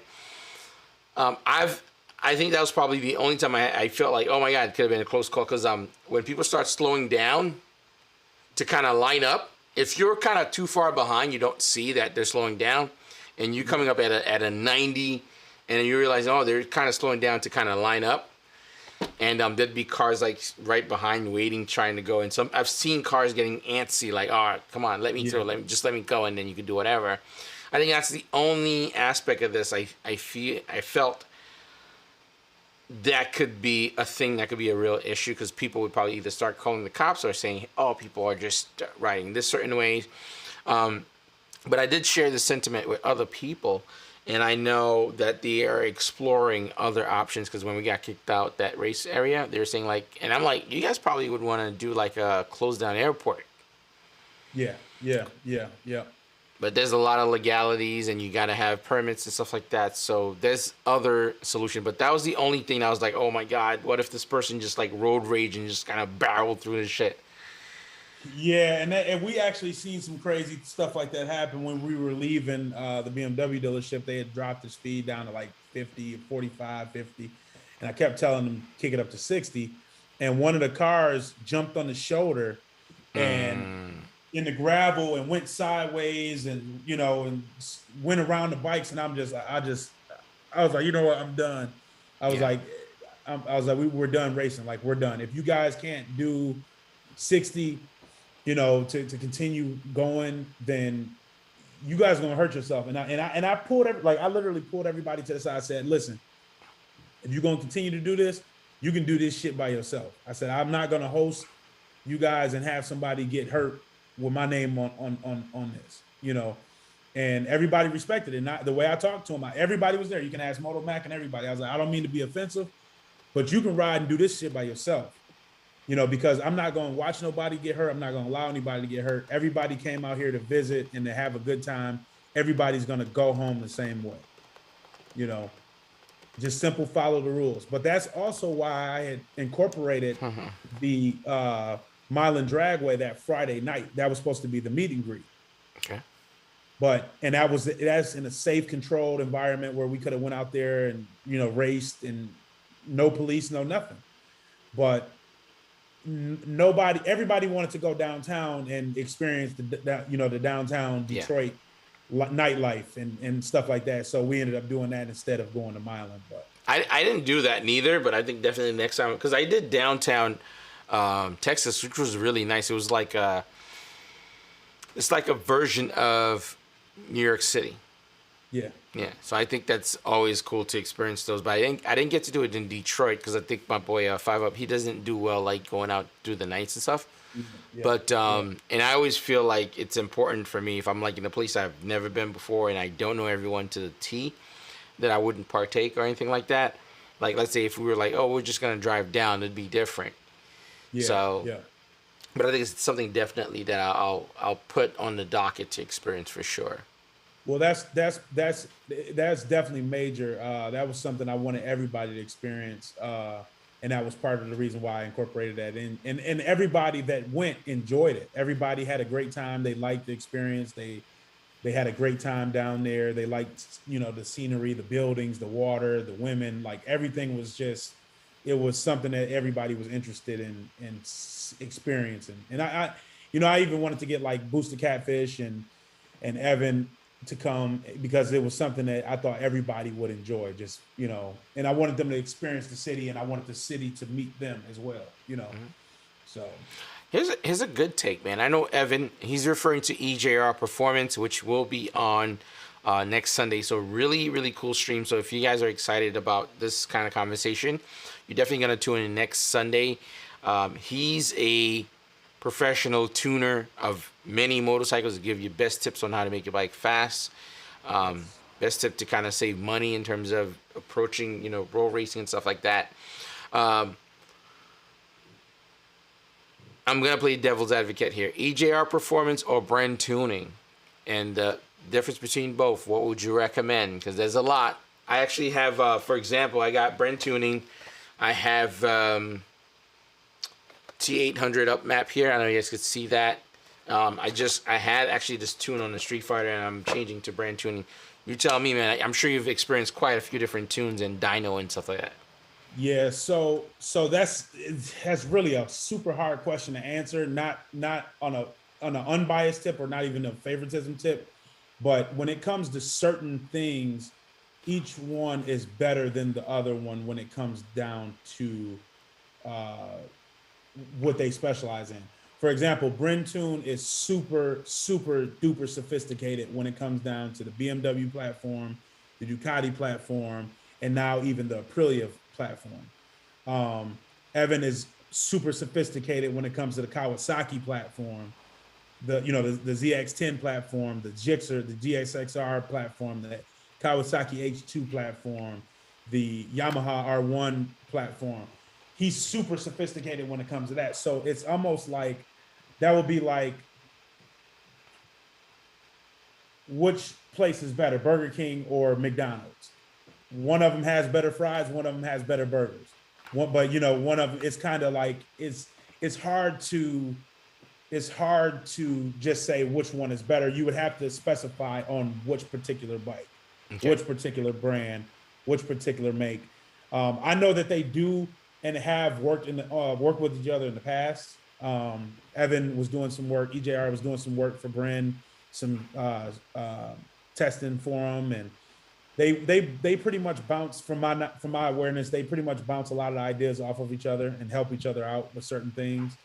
And I think that's the best thing about it, because a lot of times you can see yourself, or you'll see people getting into tuner wars, where these tuners are bashing the other tuner, and the other tuner is, down talking this. And to see those two, which are two of the elite, tuners in the game, working together and bouncing stuff off of each other to help each other out without competition, I think that's awesome. That's definitely awesome.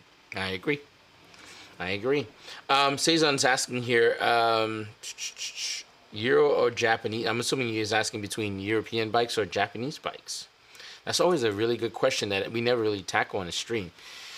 I guess, yeah, you tell me, and then I'll jump into mine. I am a European fan. Hence, I've had 6 BMWs in my past. The one that I currently have is my 6th.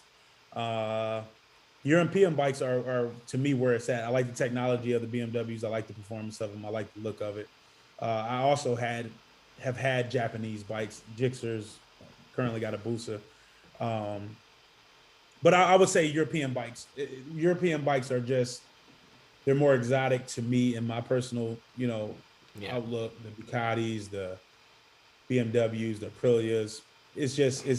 It's more fine print when it comes to these motorcycles versus the Japanese bikes are, I hate to say like JDM cookie cutter bikes, but yeah, I'm going to agree with that.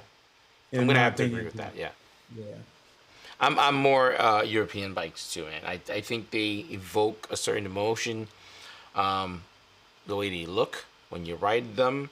I mean, granted, they're actually in a space now where the riding is good as well. Before, they were very dialed in for the race. This is why a lot of them got kind of poor reviews back then. Like, for example, Ducati was like, oh, they look beautiful, but they wouldn't recommend it. The thing is, they were designed for racing.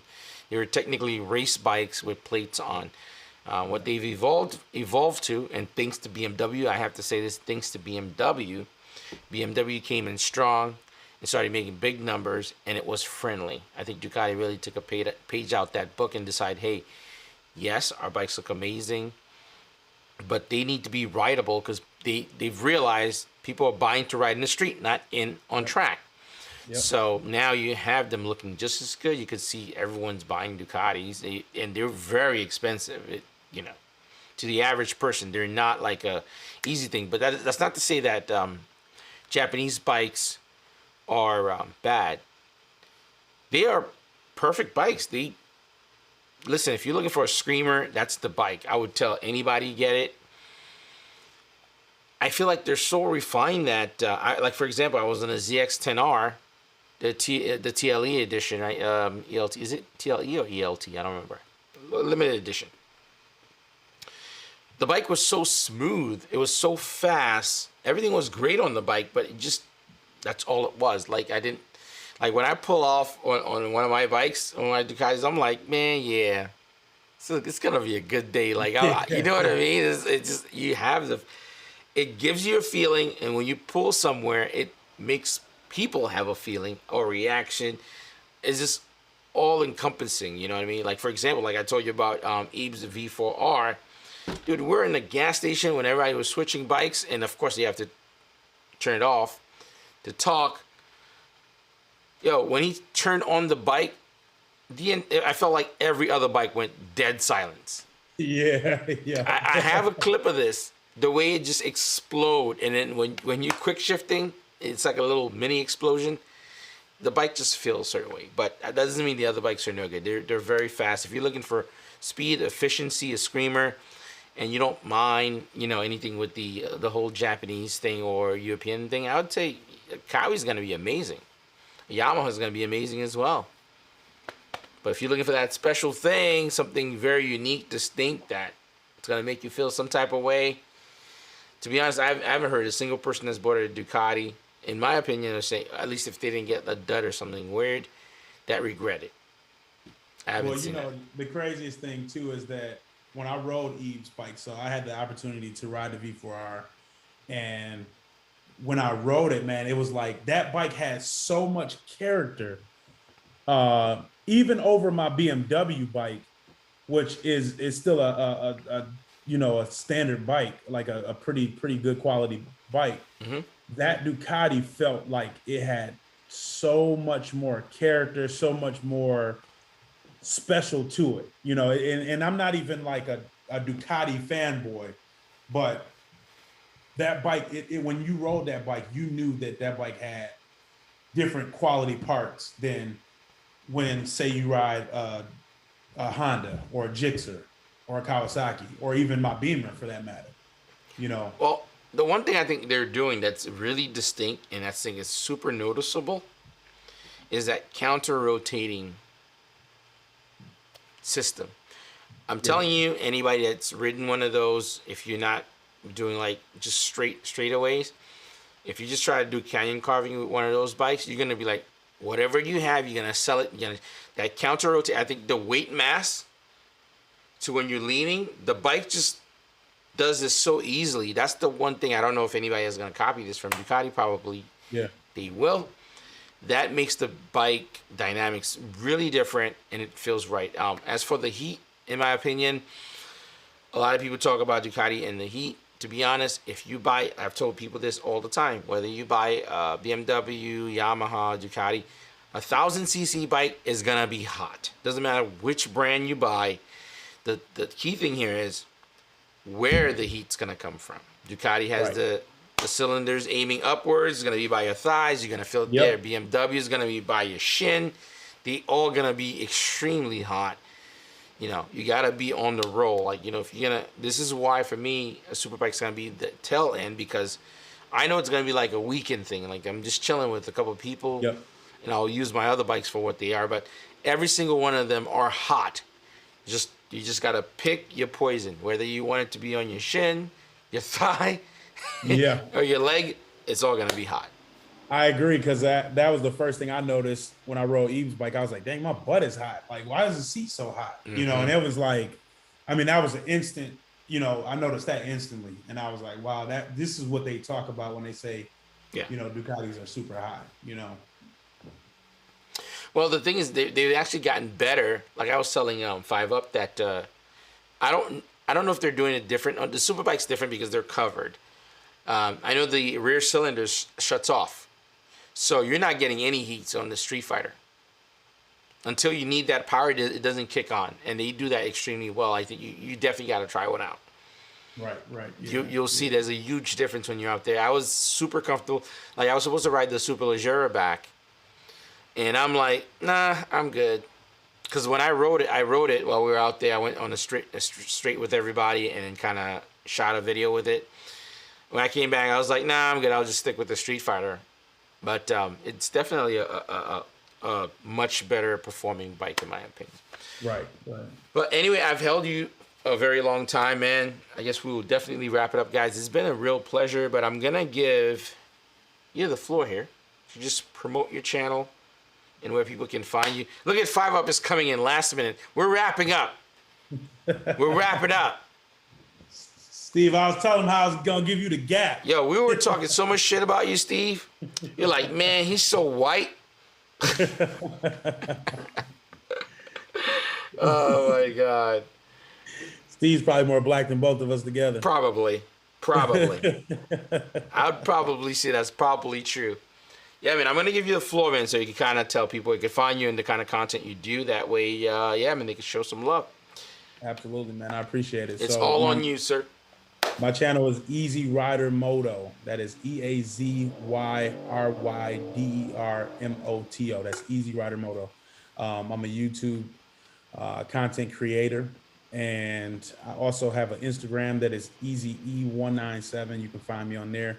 My content consists of everything that all the motorcycle enthusiasts will love to watch, view, and learn and experience. We got bike building on the Easy Rider channel, all the motorcycles that you would imagine that you want to see, between Harley Davidson, Gold Wings, crotch rockets, race bikes, drag bikes, custom bikes, you name it.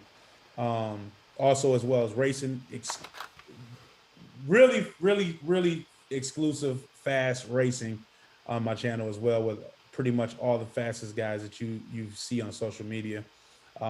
You also will get on the Easy Rider Moto channel exclusive behind the scenes footage, like all your favorite YouTubers. You see them in the rarest form, which you don't see them normally behind their cameras, and you get to see like the real them, which you will love to see that type of content. Other than that, it's a channel that's really for all motorcycle enthusiasts. You know, I got some vlogging that I'm about to start doing with my Harley Davidson motorcycle. Really getting to give you guys who I am as my channel is growing, and give you guys some exclusive content. So I appreciate everybody if you hit the subscribe button on my channel. Like Clutch First said, he will drop the link in it below. Yes, sir. If you could give my channel a subscribe, a like, and share a couple of my videos, and tell me what you think. Drop the comments below, whether it is good, bad. All critiquing is accepted on my channel, because I generally try to respond back to everybody if I have the opportunity to and the time to. So everybody's valued on my channel. So hopefully you like the content and see why I am the fastest heavyweight SmackDown champion of the world. There's a reason behind it. Oh my God, boy. All right, man. All right, guys. It's been a pleasure. I'm really glad you guys tuned in tonight, man. Hopefully you guys enjoy the stream. I think it was a very, very interesting, and we did drop a couple of YouTube gems. So for those that are content creators, it's gonna be pretty cool. But this is just to give you a smidge, like tip of the iceberg of what goes into, you know, road racing and stuff. And again, as I mentioned, I was pretty ignorant to the whole thing. I mean, I saw the clips. Granted, I love the speed. I love how fast they were going. And for me, I had a lot of opinion also. But it's something to experience on your own, and really talk to the people that actually does this and get a better understanding. And then I think that would curb a lot of the criticism or the outcry for certain things. But really, really dope. Thank you all for tuning in. All the people that drop super chats is always super appreciative.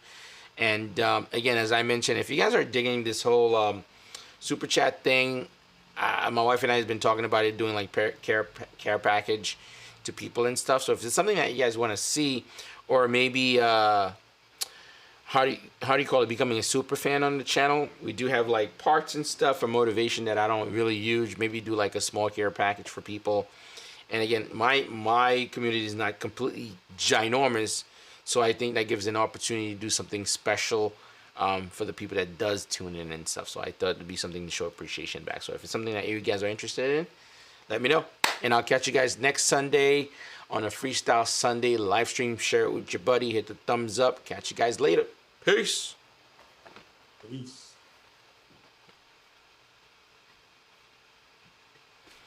That was awesome, man.